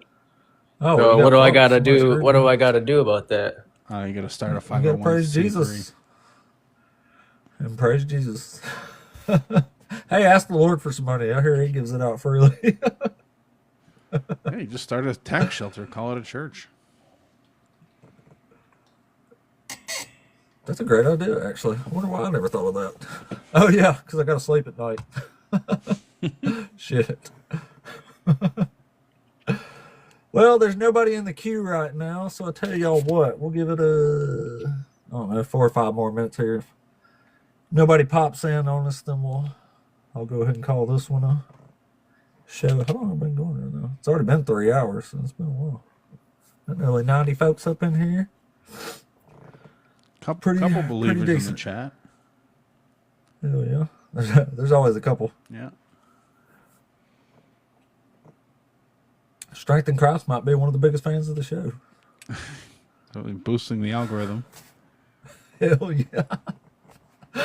That's why I used to not mute them when they were spamming stuff, because I looked that up one time and it did say it helps the algorithm even though they're spamming it. Oh, really? The comments don't? It's showing up as a bunch of comments. Yeah. Oh, that's interesting to learn. It's one of those things you just hear and it's like, that makes sense, right? Why wouldn't engagement help the algorithm or help put you out there? Right, yeah, if they're just typing the same thing over It's and just over. likes and gifts then. But then there was a whole thing where people were getting penalized for saying the word gift. Like they got to figure out what they're doing. Yeah, like people would be like demonetized and have like gifting suspended because they were like soliciting. It's like, what the fuck? How do you make your money? TikTok? Soliciting? What? It's crazy because they're so soliciting TikTok. Well, like because they're so touchy about anybody else getting revenue out of here. Like, people do their like, their different payment apps and stuff like that, or try to direct you somewhere else so that like they put the clamps on. I think they over clamped. Oh yeah, they did do that. Because one time I put the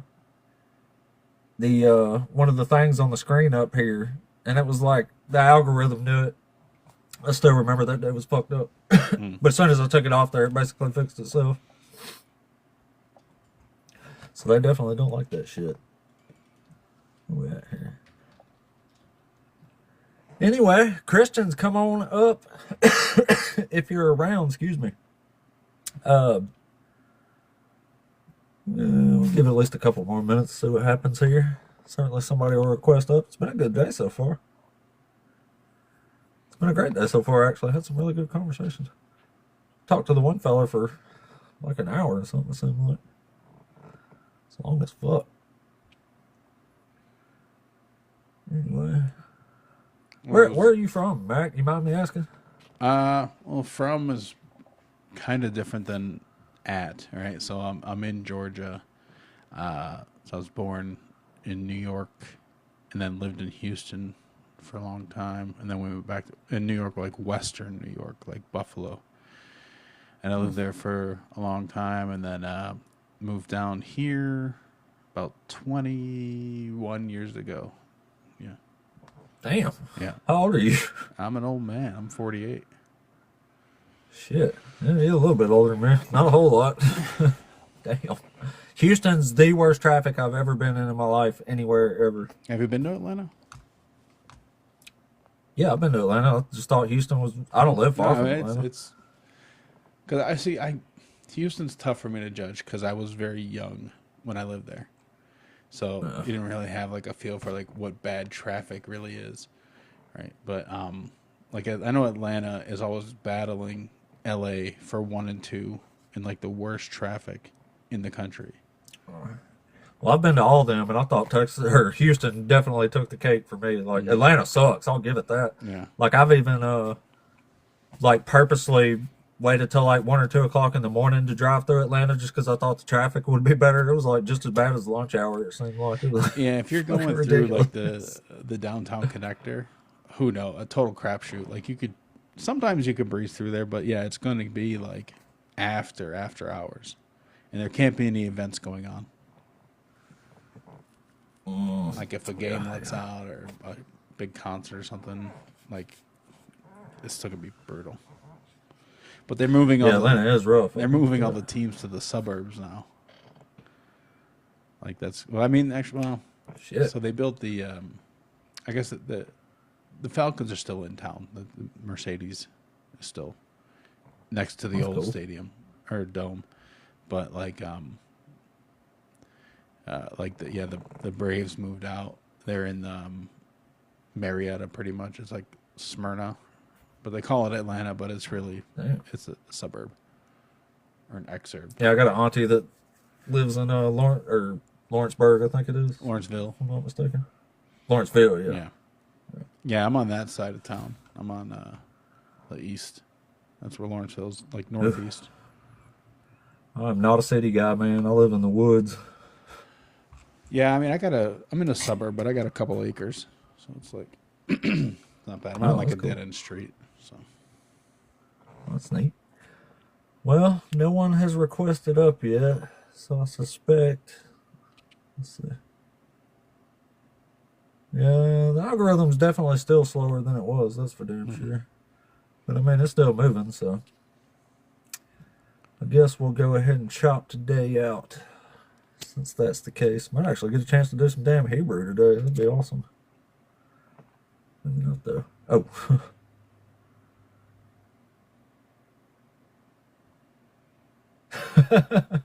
Dr. Josh said times are tough if we had McAllister up here. Yeah, bottom of the barrel. Hell, we'll take anybody. We need somebody over here. Shit. Oh, man, that's funny. But, guys, yeah, we know it. Dr. Josh is a funny scholar, bro. He's a goofy one. Let's see here. Speaking of Dr. Josh, let's give him a holler out before we go and say, Dr. Somebody just requested up. Oh, shit, I guess they did. Anyway, Dr. Josh, learn to read ancient Hebrew. You can get this on Amazon. Learn to read ancient Hebrew with us. Somebody just requested up, actually. I guess we'll give them a shot because I do still got a minute. Check that out on Amazon. Y'all know we love Dr. Josh. Duke, are you there? Yeah, hey, yo, how we doing today? What's up, buddy? I'm doing good. Are you over 18? Oh, yeah. I'm in my 50s. Nice. I'm deconstructed. I just had a question around the third point you had there, that America was not founded on Christian values. I kind of like, Oh, yeah, that one hasn't even come up today. yeah, I kind of look at it and think like basically, I think it is based off of the otherizing. I think that's a Christian and a biblical value that we see throughout, is that if you're not one of us, then you're evil or you're not worthy of basic humanity. And then also everything is the manifest destination type thinking that we see that led to the expansion across the U.S. So I was just curious what your take was on that. Well, I'm referring more to like the ideals of the founding, like freedom of religion and speech and press and all that, where the Bible isn't none of that stuff, arguably. If there is a Christian value, coincidentally, that America was founded on, it was probably slavery. Yeah, I think it's kind of on the same page, right? So it's like unintentionally Christian or intentionally, or intentionally, but not what they mean when they say it, right? When they say like it's founded on Christian values, they don't mean like, racism and manifest destiny and slavery and, supremacy. They're clearly not talking about when they say it, but yeah, that's equally as true, if not more.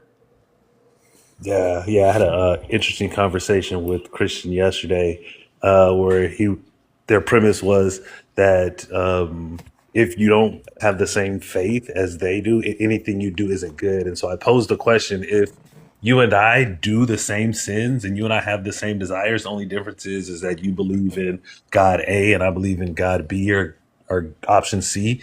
He's like, yeah, if you don't have option A as your belief, it's not good. And we kind of unpacked how that kind of led to a lot of atrocities. Yeah. Yeah, like manifest destiny. I bring that up all the time, actually, because I think that's right about where we're headed back to right at this very fucking second. And it's pathetic. It's sad. It's scary. I don't like it. Yeah, it won't be long. Hey, appreciate you letting me up, chopping it up. Mac, always good seeing you. Appreciate it. Holla.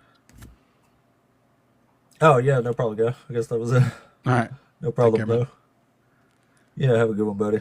All right, yeah, we'll go ahead and let's see. I think that was about it there. Yeah, that was a good run anyway. Also, don't forget, y'all, I've got a YouTube channel that is also Apostate 8. I'll put these replays on there every day. So help support me over there, too, if you don't mind. I would really appreciate that. I'm over past 2,300 followers this live, so that's pretty fucking awesome. I'm up from the original number of 11, so that's pretty good. Also, this is my 88th day in a freaking row doing this crap now. Which is a long time. It's actually not crap. I rather enjoy it, but it's hard to hear too. It's crazy having to listen to people defend slavery and grape on a daily basis. It's a real thing, actually. But also, Huntsville, Alabama, this October, 23rd, 24th, and 25th, the Rocket City Reason Conference is going down. You can hang out with the biggest names and atheist debaters and YouTubers out there. Thinker's going to be there. Seth Andrews, Forrest Valkov, Gutsick Gibbon, the Gauss Engineer. We all know him. It's going to be awesome. You can come out and hang out for the 3 days. And besides that, I guess we will catch you guys tomorrow for the next show. You going to be around tomorrow, Mac? Yeah, it's a weekday. Cool, man. I think tomorrow, of course you are. But I think tomorrow I'm going to try to do a longer one, kind of like today. I'm going to try to hit 3 or 4 hours tomorrow, too. Oh, cool. So you can share a headache with me if you like. Yeah, I'm sure I'll be around. Cool, man. Well, all right, guys. Well, we'll do it again tomorrow morning then. This was the show with the most go, the Apostate Ape channel. Don't forget now. We will catch y'all later, guys. Much love.